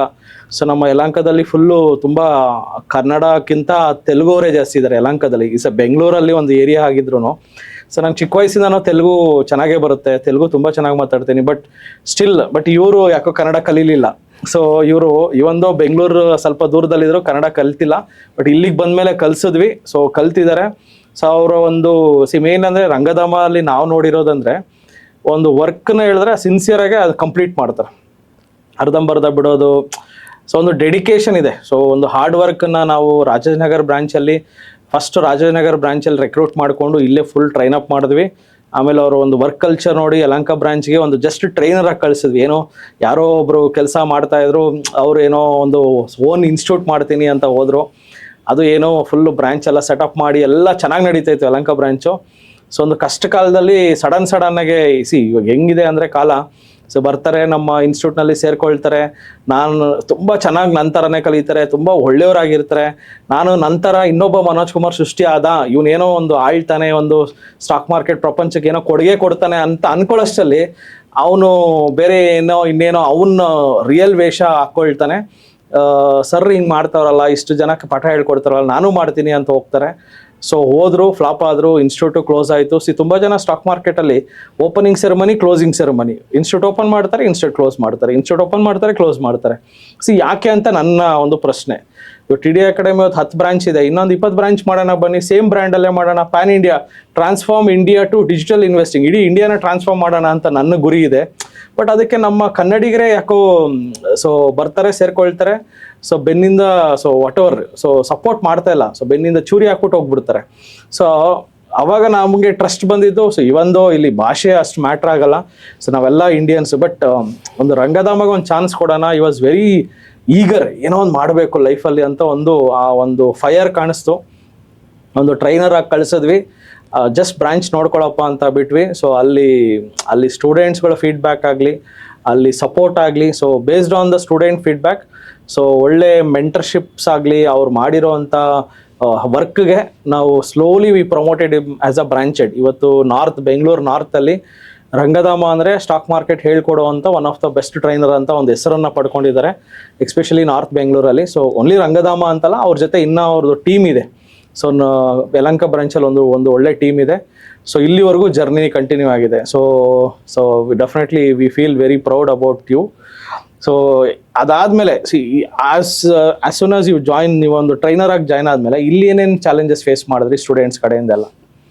Sir, first and foremost thing ಏನಂತಂದರೆ, ನನಗೆ ಕನ್ನಡ ಅನ್ನೋದು ಬಿಗ್ಗೆಸ್ಟ್ ಪ್ರಾಬ್ಲಮ್ ಆಗಿತ್ತು. ಅಂದರೆ ಯಾರು ನನ್ನ ಹತ್ರ ಮಾತಾಡೋದೇ ಇರಲಿಲ್ಲ, ಯಾರು ಮಾತಾಡೋಲ್ಲ ನನ್ನ ಹತ್ರ, ಅಂದರೆ ಕನ್ನಡ ಬರಲ್ಲ. ಸೊ ಇನ್ನು ಸ್ಟಾರ್ಟಿಂಗ್ ಟ್ರೈನರ್ ನಾನು. ಸೊ ಅದನ್ನು ಒಂದು ಚಾಲೆಂಜಿಂಗ್ ತಗೊಂಡಿದ್ದೀನಿ ನಾನು. ಲೈಕ್ ಯಲಹಂಕ ಹೋದಾಗ ನಾನು ಏನು ಮಾಡ್ತೆ ಅಂತಂದರೆ, ಓನ್ಲಿ ಇಂಗ್ಲೀಷಲ್ಲೇ ಕ್ಲಾಸಸ್ ಮಾಡ್ತಿದ್ದೆ. ಬಟ್ ಎಲ್ಲರೂ ಇಂಗ್ಲೀಷ್ ಬರಲ್ಲ ಅಲ್ವಾ, ಎಲ್ಲರಿಗೂ ಇಂಗ್ಲೀಷ್ ಬರಲ್ಲ. ಆವಾಗ ನಾನು ಒಂದು ಡೆಸಿಷನ್ ತಗೊಂಡೆ. ಲೈಕ್ ವೀಡಿಯೋಸ್ ನೋಡೋದು, ಮೂವೀಸ್ ನೋಡೋದು, ಅಥವಾ ಯಾರು ಮಾತಾಡ್ತಾ ಇರ್ತಾರೆ ಕೇಳೋದು, ಲೈಕ್ ಹಿಂಗೆ ಮಾತಾಡಬೇಕು. ಸ್ಲೋ ಆಗಿ ವಿತಿನ್ 1.5 year ಎಲ್ಲ ಕಲ್ತ್ಕೊಂಡ್ಬಿಟ್ಟೆ. ನಾನು 2024 ಮೇವರೆಗೂ ನನಗೆ ಕನ್ನಡ ಬರ್ತಿರ್ಲಿಲ್ಲ, ಟು ಬಿ ಫ್ರ್ಯಾಂಕ್. 2024 ಮೇವರೆಗೂ ನಾನು ಕ್ಲಾಸಸ್ ಮಾಡಿದ್ದೀನಿ, ಓನ್ಲಿ ಇಂಗ್ಲೀಷಲ್ಲೇ ಮಾಡಿದ್ದೀನಿ. ಬಟ್ ನನಗೆ ಪ್ಯಾಷನ್ ಇದೆ. ಲೈಕ್ ನಾನು ಒಂದೇ ಡಿಸೈಡ್ ಆಗಿದ್ದೀನಿ ಸರ್, ನೀವು ಅಂದ್ರಲ್ವಾ ಲೈಕ್ ಹಾನೆಸ್ಟ್ ಆಗಿ ಕೆಲಸ ಮಾಡ್ತೀರಂತ. ನನಗೆ ಏನಂತಂದರೆ, ನಾನು ಲೈಕ್ ಈ ಮಾರ್ಕೆಟ್ ಕಲಿಬೇಕಂತಂದರೆ ನಾನು ಎಷ್ಟು ಕಷ್ಟಪಟ್ಟು ನನಗೆ ಗೊತ್ತು. ಒಂದು ಸಪೋರ್ಟ್ ಇರಲಿಲ್ಲ. ನಂತರ ಬಂದಿರೋರು ಇರ್ತಾರೆ, ಈಗ ಈ ಥರ ಸಪೋರ್ಟ್ ಸಿಕ್ಕಿಲ್ಲ ಅಂದರೆ ಬಿಟ್ಟು ಹೋಗ್ತಾರೆ. ಮತ್ತು ಲೈಫಲ್ಲಿ ಒಂದು ಸೋರ್ಸ್ ಆಫ್ ಇನ್ಕಮ್ ಅನ್ನೋದು ಇರೋಲ್ಲ, ಲೈಫಲ್ಲಿ ತುಂಬ ಡೌನ್ ಆಗಿಬಿಡ್ತಾರೆ. ಈ ಥರ 10 ಪೀಪಲಲ್ಲಿ ಒಬ್ಬರಾದರೂ ಇರ್ಬೋದು, ಅವ್ರಿಗಾದರೂ ಈ ಥರ ಮೈಂಡ್ಸೆಟ್ ಬರಬಾರ್ದು, ಹೋಗಬೇಕು ಅಂತ. ಲೈಕ್ ಇದು ಒಳ್ಳೆ ಆಪರ್ಚುನಿಟಿ, ಅದು ಕರೆಕ್ಟಾಗಿ ಯೂಸ್ ಮಾಡ್ಕೋಬೇಕಂತ ಒಂದು ಡಿಸೈಡ್ ಆಗಿನಿ, ಈ ಥರ ಹೇಳ್ಕೊಡ್ಬೇಕು ಅಂತ. ಸೊ ವಿತಿನ್ 1 year ನಾನು ಎಲ್ಲ ಕಲ್ತ್ಕೊಂಡೆ ಸರ್. 1.5 year, ಮ್ಯಾಕ್ಸಿಮಮ್ 1.5 year ಎಲ್ಲ ಕಲ್ತ್ಕೊಂಡ್ಬಿಟ್ಟೆ. ಸೊ ಮತ್ತು ನನ್ನ ಹತ್ರ ಬಂದಿರೋ ಸ್ಟೂಡೆಂಟ್ಸ್ಗೆ ಇರೆಸ್ಪೆಕ್ಟಿವ್ ಆಫ್ ಏಜ್, ನನ್ನ ಮೈಂಡಲ್ಲಿ ಒಂದೇ ಇರುತ್ತೆ, ನಾನು ಯಾವ್ದು ಇಂಟೆನ್ಷನ್ ಹೇಳ್ತೀನೋ ಅದು ತಗೋಬೇಕು. ಅದು ಸೇಫಾಗಿ ದುಡ್ಡು ಮಾಡಬೇಕು, ಈಸಿಯಾಗಿ ದುಡ್ಡು ಮಾಡಬೇಕು, ಒಬ್ಬರ ಮೇಲೆ ಡಿಪೆಂಡ್ ಆಗಬಾರ್ದು, ಅವರು ಓನಾಗಿ ದುಡ್ಡು ಮಾಡಬೇಕು ಅಂತ ಒಂದು ಇಂಟೆನ್ಷನ್ ಹೇಳ್ಕೊಟ್ಟೆ. ನನಗೆ ಅದು ತುಂಬ ಇಷ್ಟ ಆಯ್ತು. ನಮ್ಮ ಸ್ಟೂಡೆಂಟ್ಸ್ ಎಲ್ಲರೂ ಲೈಕ್, ಸರ್ ನಿಮ್ಮಿಂದ ನನಗೆ ಇದು ಗೊತ್ತಾಯಿತು, ಇದು ಚೆನ್ನಾಗಿ ಮಾಡ್ತಿದ್ದೀನಿ, ಪ್ರಾಫಿಟ್ ಮಾಡ್ತಿದ್ದೀನಿ ಅಂತ ನನಗೆ ಸ್ಕ್ರೀನ್ಶಾಟ್ಸ್ ಕಳಿಸಿರ್ತಾರೆ, ಪ್ರಾಫಿಟ್ ಮಾಡಿರೋದು. ನಾನು ಗ್ರೂಪಲ್ಲಿ ಕೂಡ ಶೇರ್ ಮಾಡ್ತಾ ಇರ್ತೀನಿ. ಸೊ ಅದು ನೋಡಿಬಿಟ್ಟು ತುಂಬ ಖುಷಿ ಆಗುತ್ತೆ. ಸೊ ಈ ಥರ ನಾನು ಮೆಂಟರ್ಶಿಪ್ ಕೋರ್ಸಲ್ಲಿ ಮೆಂಟರ್ಶಿಪ್ ತಗೊಂಡಿರೋ ಸ್ಟೂಡೆಂಟ್ಸ್ಗೆ ತುಂಬ ಜನಕ್ಕೆ ಒಂದು ಸೋರ್ಸ್ ಆಫ್ ಇನ್ಕಮ್ ಕ್ರಿಯೇಟ್ ಮಾಡ್ತಿದ್ದೀನಿ. ಅವರು ಮನೇಲಿ ಕುತ್ಕೊಂಡು ಓನಾಗಿ ದುಡ್ಡು ಮಾಡ್ತಾ ಇದ್ದಾರೆ. ಅಟ್ಲೀಸ್ಟ್ ಈಗ 10 ಪೀಪಲ್ ಬಂದರೆ ಅಟ್ಲೀಸ್ಟ್ ಒಂದು 4 to 5 ಪೀಪಲ್ ಆದರೂ ದುಡ್ಡು ಮಾಡ್ತಿದ್ದಾರೆ, ಲೈಕ್ ಮಂತ್ಲಿ ಇನ್ಕಮ್ ಜನರೇಟ್ ಮಾಡ್ಕೊಳ್ಳೋ ಥರ ಮಾಡ್ತಿದ್ದಾರೆ. ಅದು ನನಗೆ ತುಂಬ ಖುಷಿ ಆಗಿತ್ತು. ನನ್ನ ನೋಡಿಬಿಟ್ಟು ತುಂಬ ಜನ ನಾನು ಮೀಟ್ ಮಾಡ್ಬೇಕಂತ ಬರ್ತಿದ್ದಾರೆ. That's one of the biggest thing in my life. ಅಂದರೆ ಅವ್ರು ನನ್ನ ಏಜ್ ಅವ್ರ ಏಜ್ ನೋಡಿದ್ರೆ ತುಂಬ ಜಾಸ್ತಿ ಇರುತ್ತೆ. ಇವನ್ ನನಗಿಂತ 10-20 ಇಯರ್ಸ್ ಜಾಸ್ತಿ ಇರೋರು ಕೂಡ ಅವರು ಬಂದು ಸರ್ ನಿಮ್ಮ ಹತ್ರ ಈ ಥರ ಕಲ್ತ್ಕೊಂಡಿದ್ದೀನಿ, ನಿಮಗೆ ತುಂಬ ಧನ್ಯವಾದ, ನಿಮಗೆ ಮತ್ತು ಮನೋಜ್ ಸರ್ಗೆ ನನಗೆ ನಿಮ್ಮ ನೋಡಿಬಿಟ್ರೆ ತುಂಬ ಖುಷಿ ಆಗುತ್ತೆ ಅಂತ ಈ ಥರ ಫೀಡ್ಬ್ಯಾಕ್ಸ್ ತುಂಬ ಜಾಸ್ತಿ ಬರ್ತಿದ್ದಾವೆ. ಅದಕ್ಕೆ ನನಗೆ ತುಂಬ ಖುಷಿ ಆಯಿತು. ಸೊ ನನ್ನ ಪರ್ಫಾರ್ಮೆನ್ಸು ನೋಡಿಬಿಟ್ಟು ಮತ್ತು ಲೈಕ್ ಇದು ನಾನು ಹೇಳ್ಕೊಡೋ ವಿಧಾನ ಇದೆಲ್ಲ ನೋಡಿಬಿಟ್ಟು ನೀವು ನನಗೆ ಬ್ರಾಂಚ್ ಹೆಡ್ ಮಾಡಿದ್ರು. ನನ್ನ ಲೈಫಲ್ಲಿ ನನ್ನ ಈ ಸ್ಟಾಕ್ ಮಾರ್ಕೆಟ್ ಕೆರಿಯರಲ್ಲಿ ಅದು one of the best things and biggest things ಅಂತ ನಾನು ಹೇಳ್ತೀನಿ. ಏನಕ್ಕಂತಂದರೆ ಒಂದು ಲ್ಯಾಂಗ್ವೇಜ್ ಬರದೇ ಇರೋರು ಬಂದು ಒಂದು ಬ್ರಾಂಚ್ ಹೆಡ್ ಆಗೋದು ಅನ್ನೋದು ನನ್ನ ಪ್ರಕಾರ ಅದು ತುಂಬ ನನಗೆ ಒಂದು ಅಚೀವ್ಮೆಂಟ್ ಥರ ಇದೆ. ಏನಕ್ಕಂತಂದರೆ ಅಲ್ಲಿಂದ ನನ್ನ ರೆಸ್ಪಾನ್ಸಿಬಿಲಿಟಿನ ಜಾಸ್ತಿ ಇದೆ, ನನ್ನ ರೆಸ್ಪಾನ್ಸಿಬಿಲಿಟಿ ಜಾಸ್ತಿ ಆಗಿದೆ. ಸೊ ಇನ್ನು ಹಾಗೆ ಕೆಲಸ ಮಾಡ್ತಿದ್ದೀನಿ. ಲೈಕ್ ಈಗ TD ಅಕಾಡೆಮಿ ಅನ್ನೋದು ಒಂದು ದೊಡ್ಡ ಸಾಮ್ರಾಜ್ಯ ಆಗಿಬಿಟ್ಟಿದೆ ಎಂಟೈರ್ ಕರ್ನಾಟಕದಲ್ಲಿ ಸದ್ಯಕ್ಕೆ. 8 ಬ್ರಾಂಚಸ್ ಅಲ್ಲಿ ಈ ತರ ಸಾಮ್ರಾಜ್ಯ ಬಿಲ್ಡ್ ಮಾಡಬೇಕಾದ್ರೆ ನೀವು ಮಾಡಿರೋ ಹಾರ್ಡ್ ವರ್ಕ್ ಆಗ್ಬೋದು, ನಿಮ್ಮ ಕಮಿಟ್ಮೆಂಟು, ನಿಮ್ಮ ಡೆಡಿಕೇಶನು ಇದೆಲ್ಲ ಸ್ಟಾರ್ಟ್ ಆಗಿರೋದು ಯಲಹಂಕ ಬ್ರಾಂಚಿಂದ. So you came from Yelahanka right, and you started your branch in Yelahanka. And so ಆ ಥರ ನಾವು ಏನಂತ ಕರೀತೀವಿ ಅಂದರೆ ಎಲ್ಲರಿಗೂ ಹೇಳ್ತೀವಿ ಇದು ಟೆಂಪಲ್ ಆಫ್ ಸ್ಟಾಕ್ ಮಾರ್ಕೆಟ್ ಅಂತ ಹೇಳ್ತೀವಿ. ಸೊ ಅಂಥ ಒಂದು ಬ್ರಾಂಚ್ಗೆ ನನ್ನ ಬ್ರಾಂಚ್ ಹೆಡ್ ಮಾಡಿರೋದು ಸರ್ ನನ್ನ ಲೈಫಲ್ಲಿ one of the best things sir, ಒಂದು ಅಚೀವ್ಮೆಂಟ್ಸ್ ಅಂತ ಹೇಳ್ಬೋದು. ಅದಕ್ಕೆ ನನಗೆ ತುಂಬ ಖುಷಿ ಇದೆ. I am thanking you for like anything. ಇವಾಗ ವೀಕ್ಷಕರು ಯಾರಾದರೂ ಯಲಹಂಕ ಸುತ್ತಮುತ್ತ ಇರಿದ್ರೆ ಒಂದ್ಸತಿ ಯಲಹಂಕ ಬ್ರಾಂಚಿಗೆ ಮೀಟ್ ಮಾಡಿದ್ರೆ ಅಲ್ಲಿ ವಿಸಿಟ್ ಮಾಡಿದ್ರೆ ನಿಮ್ಗೆ ಅಲ್ಲಿ ಕಾಣಿಸುತ್ತೆ. It's a temple of stock market ಅಂತ ನಾವೊಂದು ಬೋರ್ಡ್ ಹಾಕಿದ್ದೀವಿ. ಯಾಕಂದರೆ ಇವತ್ತೇನು ಕರ್ನಾಟಕದಲ್ಲಿ ಈ ಸಾಮ್ರಾಜ್ಯ ನಾವು ಕಟ್ಟಿರ್ಬೋದು, ಇವತ್ತು 10 ಬ್ರಾಂಚ್ ಇರ್ಬೋದು, ಬಟ್ ಅದು ಸ್ಟಾರ್ಟ್ ಆಗಿದ್ದೆಲ್ಲಿಂದ ಯಲಹಂಕದಿಂದ. ಒಂದು ಸಣ್ಣದೊಂದು 10x10 ಆಫೀಸಿಂದ ನಾವು ಸ್ಟಾರ್ಟ್ ಮಾಡಿದ್ದು. ಇವತ್ತಿಗೂ ಸಹ ಅಲ್ಲಿ ಒಂದು 500-600 ಸ್ಕ್ವೇರ್ ಫೀಟ್ ಆಫೀಸ್ ಇದೆ ಯಲಹಂಕದಲ್ಲಿ. ಅದೇ ಬ್ರಾಂಚನ್ನ ನಡ್ಸ್ಕೊಂಡು ಹೋಗ್ತಾ ಇದ್ದಾರೆ. ನೀವು ಇವತ್ತಿಗೂ ಆ ಕಡೆ ಹೋದರೆ ನಾನು ಹೇಳೋದು ಎಲ್ಲ ಬ್ರಾಂಚ್ ವಿದ್ಯಾರ್ಥಿಗಳಿಗೆ ಒಂದ್ಸತಿ ಯಲಹಂಕ ಬ್ರಾಂಚ್ ಮೀಟ್ ಮಾಡಿ, because that is where TD academy started. So ಅಲ್ಲಿಂದ ನಾವು ಧೈರ್ಯ ಮಾಡಿ ರಾಜಾಜಿನಗರ ಬಂದ್ವಿ. ರಾಜಾಜಿನಗರದಿಂದ ಮತ್ತೆ ಹುಬ್ಬಳ್ಳಿ, JP ನಗರ, ವೈಟ್ ಫೀಲ್ಡು, ಸೊ ಕಲಬುರಗಿ, ಇವಾಗ ಮಂಗಳೂರು ಬ್ರಾಂಚ್ ಓಪನ್ ಆಗ್ತಾ ಇದೆ. ಇನ್ನೇನು ಎಲೆಕ್ಟ್ರಾನಿಕ್ ಸಿಟಿ ಬ್ರಾಂಚ್ ಓಪನ್ ಆಗ್ತಾ ಇದೆ ಇದೇ ತಿಂಗಳಲ್ಲಿ, ಮಾರ್ಚ್ ತಿಂಗಳಲ್ಲಿ ಓಪನ್ ಆಗ್ತಾ ಇದೆ. ಸೊ ಇಷ್ಟೆಲ್ಲ ಸಾಧನೆ ಇದ್ರೂ ಸಹ ಸೊ ಮೇನ್ಲಿ ನಮ್ಮ ಚಾಲೆಂಜಸ್, ನೀವು ನಂಬ್ತಿರೋ ಇಲ್ವೋ, ಒಂದು ಅಕಾಡೆಮಿ ನಡೆಸೋದು ತುಂಬ ಕಷ್ಟ. ಅದು ಅಷ್ಟು ಈಸಿ ಮಾತಾದಲ್ಲ. ಮೇನ್ಲಿ ಎಂಪ್ಲಾಯೀಸನ್ನ ನಾವು ಟ್ರೈನ್ ಅಪ್ ಮಾಡಿ 1 ವರ್ಷ 2 ವರ್ಷ ಚೆನ್ನಾಗಿ ಅವ್ರನ್ನ ಟ್ರೈನ್ ಅಪ್ ಮಾಡಿ ಅಲ್ಲಿ ಬಿಡ್ತೀವಿ ಒಂದು ಬ್ರಾಂಚಿಗೆ. ಅವ್ರೇನು ಮಾಡ್ತಾರೆ, ನನ್ನಿಂದಾನೇ ಬ್ರಾಂಚ್ ನಡೀತಿದೆ, ಇನ್ನು ನಾನೇ ಸುಪ್ರೀಮ್ ಅಂತ ಹೇಳಿ ಸೊ ಬೇರೆ ಬೇರೆ ಏನೋ ಮಾಡೋಕ್ಕೆ ಹೋಗ್ತಾರೆ. ಸೊ ಅಗೇನ್ ಒಂದು ಬ್ರಾಂಚನ್ನ ಮತ್ತೆ ನಾವು ಅಲ್ಲಿ ರಿಪ್ಲೇಸ್ಮೆಂಟ್ಗೆ ಇನ್ನೊಬ್ಬರು ಎಂಪ್ಲಾಯಿನ ಹಾಕೋದು it's a tough challenge for us also. ಅದಕ್ಕೆ ನಾವು ನಮ್ಮ TD ಸಂಸ್ಥೆಯಲ್ಲಿ ಯಾವಾಗಲೂ ಒಂದು 10-15 ಎಂಪ್ಲಾಯೀಸ್ ಎಕ್ಸ್ಟ್ರಾ ಇಟ್ಟಿರ್ತೀವಿ. ಬಿಕಾಸ್ ಈ ಥರ ಏನಾದ್ರು ಪ್ರಾಬ್ಲಮ್ಸ್ ಆದರೆ, ಬಿಕಾಸ್ ನಮ್ಮದು ಮೇನ್ ಫೋಕಸ್ ಏನಂದರೆ education, proper education, high quality education. So ನಾನು ಹೇಳೋದು, ಸೊ TD ಸಂಸ್ಥೆನ ನಾವು ನೆಕ್ಸ್ಟ್ ಲೆವೆಲ್ ತೊಗೊಂಡೋಗ್ಬೇಕು. ಅದಕ್ಕೆ ಒಂದು ಸ್ಟ್ರಾಂಗ್ ಆಗಿ ನಮ್ಮ ಜೊತೆ ನಿಂತ್ಕೊಳ್ಳೋರು ಒಂದು 10 ಜನ ನನ್ನ ಜೊತೆ ಇದ್ರು ಸಾಕು, ನಾನು ದೊಡ್ಡ ಎಂಪೈರ್ ಕಟ್ತೀನಿ. ಇವತ್ತೇನು ಹೇಳೋದು, ಸೊ ಎಷ್ಟೋ ಜನ ಬಂದು ಬಿಟ್ಟು ಹೋಗೋರಿಗೆಲ್ಲ ನಾನು ಹೇಳ್ತಿರೋದು ಅಷ್ಟೇ. ಇವತ್ತು ನೀವು ಬ್ರಾಂಚ್ ಓಪನ್ ಮಾಡಿದ್ರಿ, ನೀವು ಓಪನಿಂಗ್ ಸೆರೆಮನಿಗೆ ಕರೆದ್ರಿ, ಕ್ಲೋಸಿಂಗ್ ಸೆರೆಮನಿನೂ ಮಾಡಿದ್ರಿ. So what is a use? ನಮ್ಮ ಜೊತೆನೇ ಇದ್ದಿದ್ರೆ ಇವತ್ತು ನೀವು ಬ್ರಾಂಚ್ ಹೆಡ್ ಆಗಿರ್ಬೋದು, ನಮ್ಮ ಜೊತೆ ಇರ್ಬೋದು. ಸೊ ನಾನು ಹೇಳೋದು ಮೆಂಟರ್ಶಿಪ್ಸ್ಗಳನ್ನು ಚೆನ್ನಾಗಿ ಬಂದು ಕಲೀರಿ. ಸೊ ಕಲಿತು ದುಡ್ಡು ಮಾಡಿ ಅದನ್ನು ಪ್ರಪಂಚಕ್ಕೆ ಸಾರಿ, ವಾಟ್ ಎವರ್ ನಿಮಗಿರೋ ನಾಲೆಜ್ನ 4 ಜನಕ್ಕೆ ಶೇರ್ ಮಾಡೋದ್ರಿಂದ ಯಾರೇನು ಕಳ್ಕೊಳ್ಳೋದಿಲ್ಲ ತಾನೇ, ಇನ್ನೂ ಪಡ್ಕೊಳ್ತಾರೆ. ಸೊ ರಂಗದಮ್ಮ ಅವರೇ, ಇವತ್ತು ನಾವು ಈ ಪಾಡ್ಕಾಸ್ಟ್ನಲ್ಲಿ what I want to discuss is ನಿಮ್ಮ ಕಡೆಯಿಂದ let's say how to pick a stock. ಒಂದು ಸ್ಟಾಕ್ನ ಪಿಕ್ ಮಾಡೋಕ್ಕೆ ಮುಂಚೆ ನಿಮ್ಮ ಮೈಂಡ್ ಸೆಟ್ ಹೆಂಗಿರುತ್ತೆ? That is what students expect ಮಾಡ್ತಾ ಇರ್ತಾರೆ ಈ ಪಾಡ್ಕಾಸ್ಟಿಂದ. ಆ್ಯಂಡ್ ಒಂದು ಫಿನಾನ್ಷಿಯಲ್ ಪ್ಲಾನಿಂಗ್ ಮಾಡ್ಬೇಕಂದ್ರೆ, ಎಕ್ಸಾಂಪಲ್ ಯಾವುದೋ ಒಂದು ನಾನು ಮನೆ ತೊಗೊಂಡ್ಬಿಟ್ಟಿದ್ದೀನಿ, ಆಲ್ರೆಡಿ ನಂದು ಸಾಲ ಇದೆ, ಸೊ ನಾನು ಯಾವ ಥರ ಪ್ಲಾನ್ ಮಾಡ್ಕೋಬೇಕು? ಸೊ ಇದೆಲ್ಲ ನೀವು ಇನ್ಪುಟ್ಸ್ ಕೊಟ್ಟರೆ definitely viewers will enjoy this podcast. Sure sir, ನಿಮ್ಮಿಂದ ಕಲ್ತ್ಕೊಂಡಿರೋದು, ನನ್ನ ಎಕ್ಸ್ಪೀರಿಯನ್ಸ್ ನಾನು ಕಲ್ತ್ಕೊಂಡಿರೋದು, ತುಂಬ ಜನ ನೋಡಿದ್ದೀನಿ. ಲೈಕ್ ಸಾಲ ಮಾಡಿಕೊಂಡು ಮನೆ ಕಟ್ಟಿರ್ತಾರೆ, ಸೊ ಸಫರ್ ಆಗ್ತಿರ್ತಾರೆ EMI ಪೇ ಮಾಡಬೇಕಾದ್ರೆ. ಸೊ ಅದೆಲ್ಲ ನೋಡ್ಬಿಟ್ಟು ನನಗೆ ಅರ್ಥ ಆಗಿರೋದು, ಇರೋ ಫ್ಯಾಕ್ಟನ್ನ ನಾನು ತೋರಿಸ್ತೀನಿ ಹೆಂಗೆ ಅಂತ. ಸೊ ಜನರಲಿ ಒಂದು 25 lakhs home loan ತಗೊಂಡಿರ್ತಾರೆ.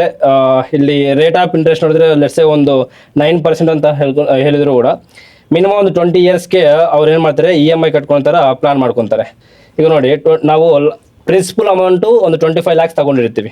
Rate of interest ಒಂದು 9% 20 years ಅಂತಂದರೆ ನಾವು ಎವ್ರಿ ಮಂತು ಒಂದು 22,500 ಪೇ ಮಾಡ್ತೀವಿ.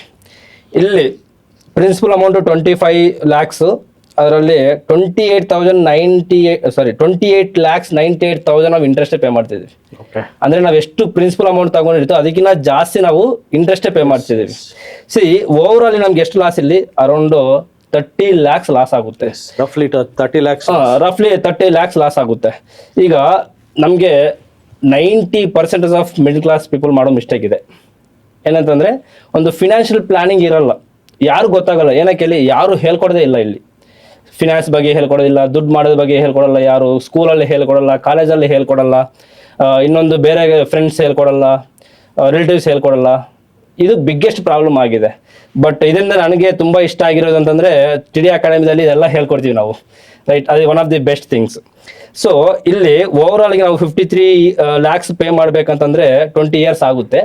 ಸೊ ಇದರಿಂದ ನಮಗೆ ಒಂದು 30 lakhs ಲಾಸ್ ಆಗಿದೆ ಅಲ್ವಾ? ಇದನ್ನ ಹೆಂಗ್ ರಿಕವರ್ ಮಾಡ್ಕೊಳೋದು ಅಂತಂದ್ರೆ ನನಗೆ ಒಂದು ಪ್ಲಾನ್ ಕೊಡ್ತೀನಿ ನಾನು. ಏನಂತಂದ್ರೆ ಈಗ ನಾವು ಒಂದು 25 lakhs ಲೋನ್ ತಗೊಂತ ಇದ್ದೀವಿ ಅಂತಂದ್ರೆ ಮಿನಿಮಮ್ ನಮಗೆ ಒಂದು 23,000 EMI ಪೇ ಮಾಡೋಷ್ಟು ಕೆಪಾಸಿಟಿ ಇದ್ರೆ ಮಾತ್ರ ತಗೊಂತೀವಿ, ಕರೆಕ್ಟಾ? ಹೌದು. ಸೊ ಅಷ್ಟು ಕೆಪಾಸಿಟಿ ಇದ್ದಾಗ ನಾವು ತಗೊಂತಿದ್ವಿ. ನನ್ನ ಸಜೆಷನ್ ಏನಂತಂದ್ರೆ ಅದರಲ್ಲಿ ಒಂದು 50%, ಅದರೊಂದು 50% ನೀವು ಎಷ್ಟು ಲೆಟ್ಸ್ ನೀವು 20,000 EMI ಪೇ ಮಾಡ್ತಿದ್ದೀರಾ. ಸೊ ಅದರಲ್ಲಿ 50% ಅಂದರೆ 10,000 ಅದೇ ಒಂದು 20 yearsಗೆ SIP ಮಾಡ್ಕೊಂಡು ಹೋಗಿ, ಅಂದರೆ ಸ್ಟಾಕ್ ಮಾರ್ಕೆಟಲ್ಲಿ ಇನ್ವೆಸ್ಟ್ ಮಾಡಿ ಸೇಫ್ ಆಗಿ. ಇದರಿಂದ ನೀವೇನು ಮಾಡೋದು ಬೇಕಿಲ್ಲ, ಡೈಲಿ ಕುತ್ಕೋಬೇಕು ನೋಡ್ಬೇಕು ಅನ್ನೋದು ಏನೂ ಇಲ್ಲ. ಸೊ ಇದು ತೋರಿಸಿ ನೋಡಿ. ಇನ್ ಕೇಸ್ ಅದೇ ನೀವು ಎವ್ರಿ ಮಂತ್ ಒಂದು 10,000 EMI SIP ಪೇ ಮಾಡ್ಕೊಂಡು ಹೋದ್ರೆ ಈಗ ನಿಮ್ಗೆ ಗೊತ್ತಿರುತ್ತೆ ಸರ್, ಲೈಕ್ ಅರೌಂಡ್ ಒಂದು 15% ನಾವು CAGR ಎಕ್ಸ್ಪೆಕ್ಟ್ ಮಾಡ್ಬೋದು. ಮ್ಯೂಚುವಲ್ ಫಂಡ್ಸ್ ಅಲ್ಲಿ ಒಳ್ಳೆ ಫಂಡ್ ಸೆಲೆಕ್ಟ್ ಮಾಡ್ಕೊಂಡ್ರೆ ಅರೌಂಡ್ ಒಂದು 15% ಎಕ್ಸ್ಪೆಕ್ಟ್ ಮಾಡ್ಬೋದು. ಇದೇ ಒಂದು 20 years ನೀವು ಈ ಥರ SIP ಮಾಡಿದ್ರೆ ನೋಡಿ 1 ಕೋಟಿ ಆಗುತ್ತೆ ಸರ್ ರಿಟರ್ನ್ಸ್. ನಮ್ಮ ಇನ್ವೆಸ್ಟ್ಮೆಂಟು 24 lakhs ಇನ್ವೆಸ್ಟ್ ಮಾಡಿರ್ತೀವಿ. ಸೊ ಇಲ್ಲಿ ರಿಟರ್ನ್ಸ್ ಬಂದ್ಬಿಟ್ಟು 1 ಕೋಟಿ ಆಗಿರುತ್ತೆ ಆಫ್ಟರ್ 20 years. ಸೊ ನೀವು ಅಲ್ಲಿ ಲಾಸ್ ಆಗಿರೋ 30 lakhs ಇಲ್ಲಿ ಬಂದ್ಬಿಡ್ತು. ಇವಾಗ ಎಕ್ಸಾಂಪಲ್ ನನ್ನ ಹತ್ರ 1 CR ಲೋನ್ ಇದೆ.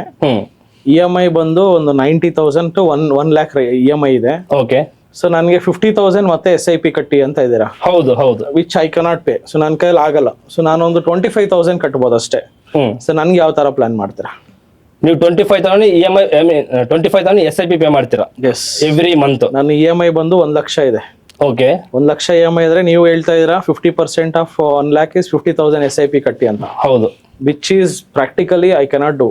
ಐ ಕ್ಯಾನ್ ಪೇ ಒಂದು 25% ಅಷ್ಟು ದುಡ್ಡನ್ನ ನಾನು ಹೆಂಗೋ ಸೇವ್ ಮಾಡಿ ಎಲ್ಲೋ ಉಳಿಸಿ ಒಂದು 25,000 SIP ಕಟ್ಟಿದ್ರೆ. ಸೊ ನಿಮ್ ಕೇಸಲ್ಲಿ 22,000 ಇದಿತ್ತಲ್ಲ EMI. ಹೌದು. 22,000 EMI ಇದ್ರೆ 11,000 ಕಟ್ಟಿ ಅಂತ ಇದ್ರೆ ನಾನು 11,000 5,000 ಕಟ್ತೀರಾ? ಬರೀ 5,000 ಕಟ್ಟಿ. ಓಕೆ. ಸೊ ನನ್ಗೆ ಏನಾಗುತ್ತೆ ಸರ್? ನೀವು 5,000 ಕಟ್ಟರು ಕೂಡ ಸರ್ ನೋಡಿ, 5,000 ಕಟ್ಟರು ಕೂಡ ನಿಮಗೆ 54 lakhs ಬರುತ್ತೆ ಸರ್ ಆಫ್ಟರ್ 20 years. ನಿಮ್ಗೆ ಎಷ್ಟು ಪಾಸಿಬಲ್ ಆದ್ರೆ ಅಷ್ಟು ಇನ್ವೆಸ್ಟ್ ಮಾಡಿ ಅಂತ ನನ್ನ ಸಜೆಷನ್. ಸುಮ್ಮನೆ ಇರೋ ಬದಲು ಅದು ಅದು ಇನ್ವೆಸ್ಟ್ ಮಾಡಿದ್ರು ಕೂಡ ನಿಮ್ಗೆ 54 lakhs ಬರುತ್ತೆ. Still your in the profit side, right? So you are repaying your loan at free of cost. ನಿಮ್ಮ ಓನ್ ದುಡ್ಡು ನೀವು ಕೊಡ್ತಿಲ್ಲ ಇಲ್ಲಿ. ಸೊ ಇನ್ವೆಸ್ಟ್ ಮಾಡ್ಕೊಂಡು ಅದ್ರ ಬಂದಿರೋ ಪ್ರಾಫಿಟ್ ಅಲ್ಲಿ ಕೊಡ್ತಿದ್ದೀರ ಅಂತ. ಹೌದು. ಸೊ ಇದಕ್ಕಿಂತ ಇದು ಒಂದು ಪ್ಲಾನ್ ಸರ್. ಇನ್ನೊಂದು ಪ್ಲಾನ್ ಇದೆ, ಲೈಕ್ SWP ಮಾಡ್ಬೋದು. ಜನರಲಿ ಲೆಟ್ಸ್ ಸೇ ನಿಮ್ಮ ಹತ್ರ 1 ಕೋಟಿ ಇದೆ ಅಂತ ತಿಳ್ಕೊಳ್ಳಿ. ನೀವು ಏನ್ ಮಾಡ್ತೀರಾ? ಜನರಲಿ 1 ಕೋಟಿ ಹಾಕಿ ಲೈಕ್ ಮನೆ ಕಟ್ತೀರಾ, ಅದನ್ನ ರೆಂಟ್ ಕೊಡ್ತೀರಾ. ನಿಮ್ ಇನ್ವೆಸ್ಟ್ಮೆಂಟ್ ಎಷ್ಟಾಗಿದೆ ಇಲ್ಲಿ? 1 ಕೋಟಿ ಆಗಿದೆ. 1 ಕೋಟಿ ರಿಕವರ್ ಮಾಡ್ಕೋಬೇಕಂದ್ರೆ ನಿಮ್ಗೆ ಎಷ್ಟು ಇಯರ್ಸ್ ಆಗುತ್ತೆ? ನನ್ನ ಪ್ರಕಾರ ಒಂದು 20-30 ವರ್ಷನೇ ಆಗ್ಬೋದು. 30 ವರ್ಷ ಆಗುತ್ತಲ್ವಾ? ನಿಮ್ಗೆ ಏನು ನಿಮ್ ಇನ್ವೆಸ್ಟ್ಮೆಂಟ್ ಬರ್ಬೇಕಂದ್ರೆ ಅವಾಗ ಇನ್ಫ್ಲೇಷನ್ ಕ್ಯಾಲ್ಕುಲೇಟ್ ಮಾಡಿದ್ರೆ ನೋ ರಿಟರ್ನ್ಸ್, ರೈಟ್? ಬಟ್ ನೀವು ಮ್ಯೂಚುವಲ್ ಫಂಡ್ಸ್ ಅಲ್ಲಿ ಹಾಕಿದ್ರೆ 1 ಕೋಟಿ ನೆಕ್ಸ್ಟ್ ಒಂದು 5 yearsಗೆ ಆನ್ ಆವರೇಜ್ 15% ತಗೊಂಡ್ರೆ 5 yearsಗೆ ನಿಮ್ಮ ಇನ್ವೆಸ್ಟ್ಮೆಂಟ್ ಡಬಲ್ ಆಗಿಬಿಡುತ್ತೆ. ನಿಮ್ಮ ಇನ್ವೆಸ್ಟ್ಮೆಂಟ್ ನೀವು ಮನೆ ಕಟ್ಟಿ ನೀವು ರೆಂಟ್ ಕೊಟ್ರೆ 30 years ಬರುತ್ತೆ ನಿಮ್ಮ ಇನ್ವೆಸ್ಟ್ಮೆಂಟ್. ನಾನೇನು ಹೇಳ್ತೀನಿ ಅಂದ್ರೆ ಸೇಫ್ ಆಗಿರೋದು ಮ್ಯೂಚುವಲ್ ಫಂಡ್ಸ್ ಹಾಕೊಳ್ಳಿ. ಲಾಸ್ಟ್ ಒಂದು 30 years ನೀವು ಬ್ಯಾಕ್ ಟೆಸ್ಟ್ ಮಾಡಿದ್ರೆ ಗೊತ್ತಾಗುತ್ತೆ ಮಾರ್ಕೆಟ್ ಹೆಂಗ್ ರಿಟರ್ನ್ ಕೊಟ್ಟಿದೆ, ಫ್ಯೂಚರ್ ಹೆಂಗ್ ಕೊಡ್ಬೋದು ಅಂತ ರಿಸರ್ಚ್ ಮಾಡಿ. ಸುಮ್ಮನೆ ಬ್ಲೈಂಡ್ ಆಗಿ ಹಾಕಬೇಡಿ ಅಂತ ನಾನು ಹೇಳ್ತೀನಿ. ಯಾರಿಗಾದ್ರೂ ಲೈಕ್ ವೀಕ್ಷಕರಿಗೆ ತುಂಬಾ ಜನ ಅವ್ರು ನೋಡ್ತಿರ್ತಾರೆ, ಭಯ ಇರುತ್ತೆ ಮಾರ್ಕೆಟ್ ಅಲ್ಲಿ ಇನ್ವೆಸ್ಟ್ ಮಾಡ್ಬೇಕಂದ್ರೆ. ಏನಿಲ್ಲ, ಒಂದು 1 month ರಿಸರ್ಚ್ ಮಾಡಿ. ಲೈಕ್ TD ಅಕಾಡೆಮಿ ಬನ್ನಿ, ನಾವು ಹೇಳ್ಕೊಡ್ತೀವಿ, ನಾವು ತೋರಿಸ್ತೀವಿ, ಲೈಕ್ ಪ್ರೂಫ್ ತೋರಿಸ್ತೀವಿ, ನಂಬರ್ಸ್ನ ತೋರಿಸ್ತೀವಿ. ಏನು ಮ್ಯಾಜಿಕ್ ಇಲ್ಲ ಇಲ್ಲಿ. ನಂಬರ್ಸಿಂದ ತೋರಿಸ್ತೀವಿ. ಲೈಕ್ ಮನೋಜ್ ಸರ್ ಆಗ್ಬೋದು, ಲೈಕ್ ಇಲ್ಲ ರಾಜನಗರ ಆಗ್ಬೋದು, ನಮ್ಮ ಬ್ರಾಂಚಿಗೆ ಬರ್ಬೋದು, ನಮ್ಮ ಯಲಹಂಕ ಬ್ರಾಂಚಿಗೆ ಬಂದರೆ ನಾನೇ ಹೇಳ್ಕೊಡ್ತೀನಿ, ತೋರಿಸ್ತೀನಿ ನಂಬರ್ಸು. ಎವ್ರಿ 5 ಇಯರ್ಸ್ಗೆ ಮಿನಿಮಮ್ ನಿಮ್ಮ ದುಡ್ಡು ಡಬಲ್ ಆಗುತ್ತೆ. ಲೆಟ್ಸ್ ಸೇ 7 ಇಯರ್ಸ್ ಅಂತಂದ್ರೂ ಡಬಲ್ ಆಗುತ್ತೆ, ಬಟ್ ಅಲ್ಲಿ ನೀವು 30 ಇಯರ್ಸ್ ವೆಯ್ಟ್ ಮಾಡ್ತೀರಾ. ಎಸ್. ಸೊ ಅದು ನಾನು ಪ್ಲಾನಿಂಗ್ ಕೊಡ್ತೀನಿ ಸರ್. ಅಂದ್ರೆ ಮನೆ ಏನಾದ್ರು ಕಟ್ಟಿ ನೀವು ರಿಟರ್ನ್ಸ್ ಎಕ್ಸ್ಪೆಕ್ಟ್ ಮಾಡ್ತಾ ಇದ್ರೆ ಅದು ನಿಮ್ ಭ್ರಮೆ, ಅದು ಬರಲ್ಲ. ಮನೆಗೆ ನೀವು ಎಷ್ಟೇ ಕೋಟಿ ಹಾಕಿದ್ರು ಅದು ಒಂಥರ ತಗೊಂಡೋಗಿ ಒಂಥರ ಬೆಂಕಿಗೆ ಹಾಕ್ದಂಗೆ. ಅದು ಮನೆ ನಿಮ್ಗೆ ಸ್ವಂತ ಯೂಸ್ಗಾದ್ರೆ ಓಕೆ, ವಿಚ್ ಈಸ್ ಸ್ವಂತ ಯೂಸ್ಗೆ ಇಟ್ಸ್ ನೀವು ಯೂಸ್ ಮಾಡ್ತಾ ಇದ್ರೆ ಅದು ಓಕೆ. ಅದು ಬಿಟ್ಬಿಟ್ಟು ನೀವೇನೋ ರಿಟರ್ನ್ಸ್ ಎಕ್ಸ್ಪೆಕ್ಟ್ ಮಾಡ್ತೀನಿ, ಅದರಿಂದ ಏನೋ ಹಣ್ಣು ಬಂದ್ಬಿಡುತ್ತೆ, ಕಾಯಿ ಬಂದ್ಬಿಡುತ್ತೆ ಅಂದ್ರೆ ಏನೂ ಬರಲ್ಲ. ಮನೆ ಕಟ್ಟೋದು ತುಂಬಾ ಜನ ಆಲ್ರೆಡಿ ತುಂಬಾ ವಿಡಿಯೋಸಲ್ಲಿ ಹೇಳಿದ್ದಾರೆ, ಮೂರ್ಖತನ ಅಂದ್ರೆ ಮನೆ ಕಟ್ಟೋದು. ಅದು ಏನು ಸಾಲ ಮಾಡಿ ಮನೆ ತಗೊಳ್ಳೋದಂತೂ ಅದರಷ್ಟು ದೊಡ್ಡ ಮೂರ್ಖತನ ಇನ್ಯಾವುದೂ ಇಲ್ಲ ಅಂತ ನೀವೆಲ್ಲ ಆರ್ಥಿಕ ತಜ್ಞರ ವಿಡಿಯೋಗಳನ್ನ ನೋಡಿದ್ರು ಅದೇ ಹೇಳ್ತಾರೆ. ಅದನ್ನು ನಾವೇ ಹೇಳ್ತಾ ಇದೀವಿ. ನೀವು ಮನೆ ತಗೋಬೇಕಾದ್ರೆ ಸ್ವಂತ ಯೂಸ್ಗೆ, ಅದು ನಿಮ್ಗಿಂದ ರಿಟರ್ನ್ಸ್ ಏನು ನೀವು ₹1 ರಿಟರ್ನ್ಸ್ ಎಕ್ಸ್ಪೆಕ್ಟ್ ಮಾಡಂಗಿಲ್ಲ ಅಂದ್ರೆ ಡೆಫಿನೆಟ್ಲಿ ಮನೆ ಕಟ್ಟಿ. ರಿಟರ್ನ್ಸ್ ಎಕ್ಸ್ಪೆಕ್ಟ್ ಮಾಡಂಗಿದ್ರೆ ಮನೆಗಿಂತ ನಿಮಗೆ ಬೇರೆ ಬೇರೆ ಆಲ್ಟರ್ನೇಟಿವ್ ತುಂಬಾ ಇದೆ. ಆಲ್ಟರ್ನೇಟಿವ್ನ ರಂಗಧಾಮ ಅವ್ರು ಇವತ್ತು ಹೇಳ್ತಾ ಇದ್ದಾರೆ. ಸೊ ಈಗ ನೀವು ಮನೆ ಕಟ್ಟು ಬಾಡಿ ಕೊಡೋದು ಅನ್ನೋದು ಅದು ಓಲ್ಡ್ ಮೆಥಡ್ ಸರ್. ಒಂದು 15-20 ಇಯರ್ಸ್ ಬ್ಯಾಕ್ ಕತೆ ಅದು. ಇವಾಗ ಒಂದು 15 ಇಯರ್ಸ್ ಬ್ಯಾಕು ಯಾರಾದರೂ ಬಂದರೆ ಎಷ್ಟು ಏಕರ್ಸ್ ಲ್ಯಾಂಡ್ ಇದೆ ನಿಮ್ಮ ಹತ್ರ, ಎಷ್ಟು ಮನೆ ಇದ್ದಾವೆ ನೀವು ಅಂತ ಕೇಳೋರು. ಇವಾಗ ಅದು ಕೇಳ್ತಾರ? ಈಗ ಎಲಾನ್ ಮಸ್ಕ್ ಹತ್ರ ಹೋಗಿ ನಿಮ್ದು ಎಷ್ಟು ಏಕರ್ಸ್ ಇದೆ ಲ್ಯಾಂಡ್ ಅಂತ ಕೇಳ್ತಾರ? ಇಲ್ಲ. ಮಾರ್ಕೆಟ್ ಕ್ಯಾಪಿಟಲೈಸೇಷನ್ ಎಷ್ಟಿದೆ ನಿಮ್ಮ ಹತ್ರ ಅಂತ ಕೇಳ್ತಾರೆ. ಲೈಕ್ ಡಿಜಿಟಲ್ ಅಸೆಟ್ ಏನಿದೆ ಅಂತ ಕೇಳ್ತಾರೆ. ಸೊ ಈಗಿರೋ ಜನ್ರೇಷನ್ಗೆ ಅಂಡ್ ಫ್ಯೂಚರ್ ಜನ್ರೇಷನ್ಗೆ ನಾವು ಡಿಜಿಟಲ್ ಅಸೆಟ್ ಕ್ರಿಯೇಟ್ ಮಾಡ್ಕೋಬೇಕು. ಸೊ ಅದೇ ವಿಷನ್ನಿಂದ ನೀವು ಇಟ್ಟಿರೋದು, like transform India to digital investing ಅಂತ. ಸೊ ನೀವು ಮನೆ ಕಟ್ಟೋ ಬದಲು ಅದೇ ನೀವು ಕಲ್ತ್ಕೊಳ್ಳಿ. ಎಲ್ಲರೂ ಎಜುಕೇಟೆಡ್ ಆಗಿರ್ತಾರೆ, ಮಿನಿಮಮ್ ಬೇಸಿಕ್ ನಾಲೆಜ್ ಆದರೂ ಇರುತ್ತೆ. ಸೊ ನಾನು ಹೇಳೋದು ಅದೇ, ನನ್ನ ಸಜೆಷನ್, ನನ್ನ ಎಕ್ಸ್ಪೀರಿಯನ್ಸಿಂದ. ಸೊ ನೀವು ಸ್ಟಾಕ್ ಮಾರ್ಕೆಟಲ್ಲಿ ಲೈಕ್ ರಿಸರ್ಚ್ ಮಾಡಿಬಿಟ್ಟು ಕಲ್ತ್ಕೊಂಡು ಮಾರ್ಕೆಟಲ್ಲಿ ಇನ್ವೆಸ್ಟ್ ಮಾಡಿದ್ರೆ ಸೇಫ್ ಆಗಿ 15% ಎಕ್ಸ್ಪೆಕ್ಟ್ ಮಾಡ್ಬೋದು. 12% ಎಕ್ಸ್ಪೆಕ್ಟ್ ಮಾಡಿದ್ರು ನೀವು 7 ಇಯರ್ಸ್ಗೆ ನಿಮ್ಮ ಇನ್ವೆಸ್ಟ್ಮೆಂಟ್ ಡಬಲ್ ಆಗಿಬಿಡುತ್ತೆ ಅಂತ ನಾನು ಹೇಳ್ತೀನಿ.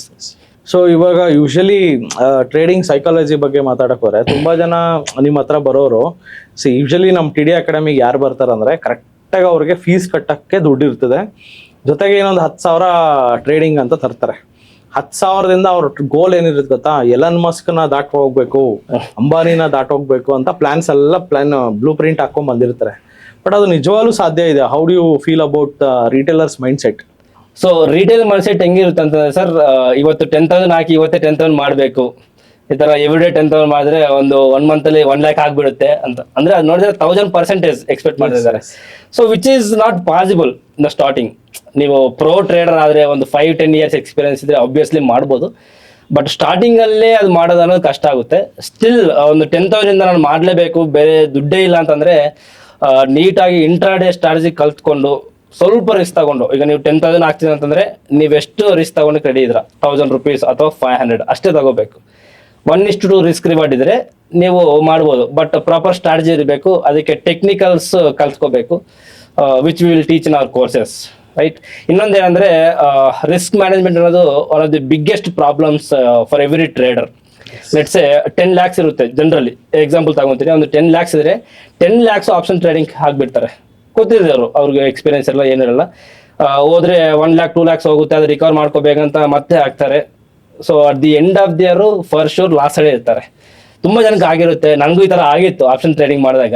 ಸೊ ಇದಕ್ಕೆ ನನ್ನ ಎಕ್ಸ್ಪೀರಿಯನ್ಸ್ ಇಂದ ಕಲ್ತ್ಕೊಂಡಿರೋದು ಅಂಡ್ ಲೈಕ್ ಬಿಗ್ ಪೀಪಲ್ ಎಲ್ಲ ಮಾಡೋದು, ಲೈಕ್ ಫಂಡ್ ಮ್ಯಾನೇಜರ್ಸ್ ಇವರೆಲ್ಲ ಮಾಡೋದು ಏನಂತಂದ್ರೆ ಕ್ಯಾಪಿಟಲ್ ಡೈವರ್ಸಿಫಿಕೇಶನ್. ಆಬ್ವಿಯಸ್ಲಿ ನಿಮ್ಮ ಹತ್ರ ಇರೋ ದುಡ್ಡಲ್ಲಿ ಮಿನಿಮಮ್ ಒಂದು 50% ಈಕ್ವಿಟಿ ಹಾಕಬೇಕು. ಅಂದರೆ ಒಳ್ಳೆ ಸ್ಟಾಕ್ಸ್ ಹುಡುಕ್ಬಿಟ್ಟು ಅದೆಲ್ಲ ಹಾಕೋದು. ಒಂದು 30-40% ಆಫ್ ಕ್ಯಾಪಿಟಲ್ ಲಾರ್ಜ್ ಕ್ಯಾಪಿಟಲ್ ಅಥವಾ ಮಿಡ್ ಕ್ಯಾಪಿಟಲ್ ಹಾಕ್ಬಿಡಿ ಲಾಂಗ್ ಟರ್ಮ್ಗೆ. ಇನ್ನೊಂದು 30% ಅಥವಾ 40% ಶಾರ್ಟ್ ಟರ್ಮ್ಗೆ. ಈಗ ರೀಸೆಂಟಾಗಿ ಮಾರ್ಕೆಟ್ ಬಿದ್ದಿದೆ, ಈಗ ನೀವುಗಳು ತುಂಬ ಜನ ನಮ್ಮ ಟ್ರೇಡರ್ಸ್ಗಳು ಇನ್ವೆಸ್ಟ್ ಮಾಡಿದ್ವಿ. ಮಾರ್ಕೆಟ್ ಜಾಸ್ತಿ ಬಿದ್ದಾಗ ಇನ್ವೆಸ್ಟ್ ಮಾಡಿದ್ವಿ. ಒಂದು ವಿತಿನ್ 2 to 3 months ಅಲ್ಲಿ 10-15% ಬಂದರೆ ಎಕ್ಸಿಟ್ ಮಾಡೋದು, ಮತ್ತೆ ಯಾವ್ದು ಬಿದ್ದಿದೆ ಅಂತ ನೋಡ್ಕೊಂಡು ಅದರಲ್ಲಿ ಇನ್ವೆಸ್ಟ್ ಮಾಡೋದು, ಈ ಥರ ಶಾರ್ಟ್ ಟರ್ಮ್ ಮಾಡ್ಕೊಳೋದು. ಇನ್ನು ಒಂದು 20-30% ಏನು ಮಾಡ್ಬೇಕಂತಂದ್ರೆ ಸ್ವಿಂಗ್ ಟ್ರೇಡಿಂಗ್ ಮಾಡ್ಕೋಬೇಕು ನಾವು. ಸ್ವಿಂಗ್ ಟ್ರೇಡಿಂಗ್ ಏನಕ್ಕೆ ಮಾಡ್ಬೇಕಂತಂದ್ರೆ ಸ್ವಿಂಗ್ ಟ್ರೇಡಿಂಗ್ ಮಾಡಿದ್ರೆ ನಮ್ಗೆ ಟೆಕ್ನಿಕಲ್ಸ್ ಗೊತ್ತಾಗುತ್ತೆ. ಬೈ ಸೆಲ್ ಮಾಡ್ತಾ ಇರ್ತೀವಿ, entry exit, like stop loss, ಅದರಲ್ಲಿ ಮಿಸ್ಟೇಕ್ಸ್ ಮಾಡ್ತೀವಿ, ಕಲಿತೀವಿ. ಸೊ ಈ ತರ ಈಕ್ವಿಟಿನ ಕಂಪಲ್ಸರಿ ನಾವು ಇನ್ವೆಸ್ಟ್ ಮಾಡಬೇಕು. ಇಂಟ್ರಾಡೇ ಮಾಡ್ಲೇಬೇಕಂತಂದ್ರೆ ನಿಮ್ಮ ಕ್ಯಾಪಿಟಲ್ ಅಲ್ಲಿ ಜಸ್ಟ್ ಒಂದು 5-10% ಕ್ಯಾಪಿಟಲ್ ಮಾತ್ರ ಯೂಸ್ ಮಾಡಿ ಅಂತ ನಾನು ಹೇಳ್ತೀನಿ ನನ್ನ ಎಕ್ಸ್ಪೀರಿಯನ್ಸ್ ಇಂದ. ಇವಾಗಲೂ ನಾನು ಯೂಸ್ ಮಾಡೋದೇ ಜಸ್ಟ್ ಒಂದು 5-10% ಆಫ್ ಕ್ಯಾಪಿಟಲ್ ಮಾತ್ರ ಇಂಟ್ರಾಡೇಗೆ ಯೂಸ್ ಮಾಡ್ತೀನಿ. ಪ್ರಾಪರ್ ಸ್ಟ್ರಾಟಜಿ ಇಟ್ಕೊಳ್ಳಿ. ಸೊ ಅದನ್ನ ರಿಸ್ಕ್ ಮಾಡಿ. ಅಂಡ್ ಅಗೇನ್ ಸೊ ಈ 80% ಏನಾದರೂ ಇರುತ್ತೋ ಅದನ್ನ ಪ್ಲೆಡ್ಜ್ ಮಾಡಿ ನಾವು ಕೊಲೆಟರ್ ಮಾರ್ಜಿನ್ ತಗೋಬಹುದು. That is biggest thing in stock market, one of the best advantages ever. ನಾವು ಇನ್ವೆಸ್ಟ್ ಮಾಡಿದ್ರೆ ದುಡ್ಡನ್ನ ಪ್ಲೆಡ್ಜ್ ಮಾಡಿ ಕೊಲೆಟರ್ ಮಾರ್ಜಿನ್ ತಗೊಂಡು ನಾವು ಹೇಳ್ಕೊಟ್ಟಿರೋ ಸ್ಟ್ರಾಟಜಿ ಅಲ್ಲಿ ಆಪ್ಷನ್ ಸೆಲ್ಲಿಂಗ್ ಮಾಡಿಬಿಟ್ಟು ಮಿನಿಮಮ್ ಒಂದು 2 to 3% ಮಾಡ್ಬೋದು. ರೈಟ್, ಈಗ ನಮ್ದು ಆಲ್ಗೋ ಸ್ಟ್ರಾಟಜಿ ಇದೆ ರೈಟ್, ಡಬಲ್ ಡೆಕ್ಕರ್. ಅದು ಮಾಡಿದ್ರು ಕೂಡ ನಾವು ಮಂತ್ಲಿ ಲೈಕ್ ಇಯರ್ಲಿ ಒಂದು 20% ಎಕ್ಸ್ಪೆಕ್ಟ್ ಮಾಡ್ಬೋದು. ಅಗೈನ್ ಏನು ಗ್ಯಾರಂಟಿ ಇಲ್ಲ ರಿಟರ್ನ್ಸ್, ಬಟ್ ನಮ್ಮ ಬ್ಯಾಕ್ ಟೆಸ್ಟ್ ಪ್ರಕಾರ ಅಷ್ಟು ಎಕ್ಸ್ಪೆಕ್ಟ್ ಮಾಡ್ಬೋದು ಅಂತ ನಾವು ಹೇಳ್ತೀವಿ. ಸೊ ಇದರಿಂದ ನೀವು at the end of the year for sure ನೀವು ಪ್ರಾಫಿಟ್ ಸೈಡ್ ಇರ್ಬೋದು. ಸೊ ಆಪ್ಷನ್ ಟ್ರೇಡರ್ಸ್ ಏನಂತಂದ್ರೆ at the end of the year profit side ಇರ್ಬೇಕಾದ್ರೆ ತುಂಬಾ ಕಷ್ಟ. ಹೌದು, ಬಟ್ ಅದಕ್ಕೆ ದಾರಿ ನಾವು ತೋರಿಸಿದ್ವಿ ಇಲ್ಲಿ. ಸೊ ನಮ್ಮ ಅಕಾಡೆಮಿಗೆ ಬಂದು ಲೈಕ್ ಅವರು ತಿಳ್ಕೊಬೋದು ಲೈಕ್ ಹೆಂಗಾಗುತ್ತೆ ಈ ಥರ at the end of the year ಯಾವ ಥರ ನಾವು ಪ್ರಾಫಿಟ್ ಸೈಡ್ ಇರಬೇಕು ಅಂತ. ಸೊ ನೀಟಾಗಿ ಡೈವರ್ಸಿಫೈ ಮಾಡಿಬಿಟ್ಟು ಲೈಕ್ ಆಪ್ಷನ್ ಸೆಲ್ಲಿಂಗ್ ಮತ್ತು ಈಕ್ವಿಟಿದಲ್ಲಿ ಹೆಂಗೆ ಮಾಡೋದು ಅಂತ ನಾವೆಲ್ಲ ಹೇಳ್ಕೊಡ್ತಿದ್ವಿ. ಸೊ ಯಾರಾದರೂ ಲೈಕ್ ಕಲಿಬೇಕಂತಿದ್ದಾರೆ ಆಬ್ವಿಯಸ್ಲಿ ನಮ್ಮ ಯಲಹಂಕ ಬ್ರಾಂಚ್ಗೆ ಬರ್ಬೋದು, ಯಲಹಂಕ ಸುತ್ತಮುತ್ತ ಇರೋರು. ಅಂಡ್ TD ಅಕಾಡೆಮಿ ಯಾವ ಬ್ರಾಂಚ್ಗಾದರೂ ಹೋಗಿ ಅವ್ರು ತಿಳ್ಕೊಬೋದು. ನಮ್ಮ ಟ್ರೈನರ್ಸ್ ಎಲ್ಲ ನಾವು ಹಂಗೆ ಹೇಳ್ಕೊಡ್ತೀವಿ. So thank you Rangadham. So ನಿಮಗೆ ನಿಮ್ಮ ಬ್ರಾಂಚನ್ನು ನಡೆಸೋದಕ್ಕೆ any challenges or any good thing bad thing faced in your branches?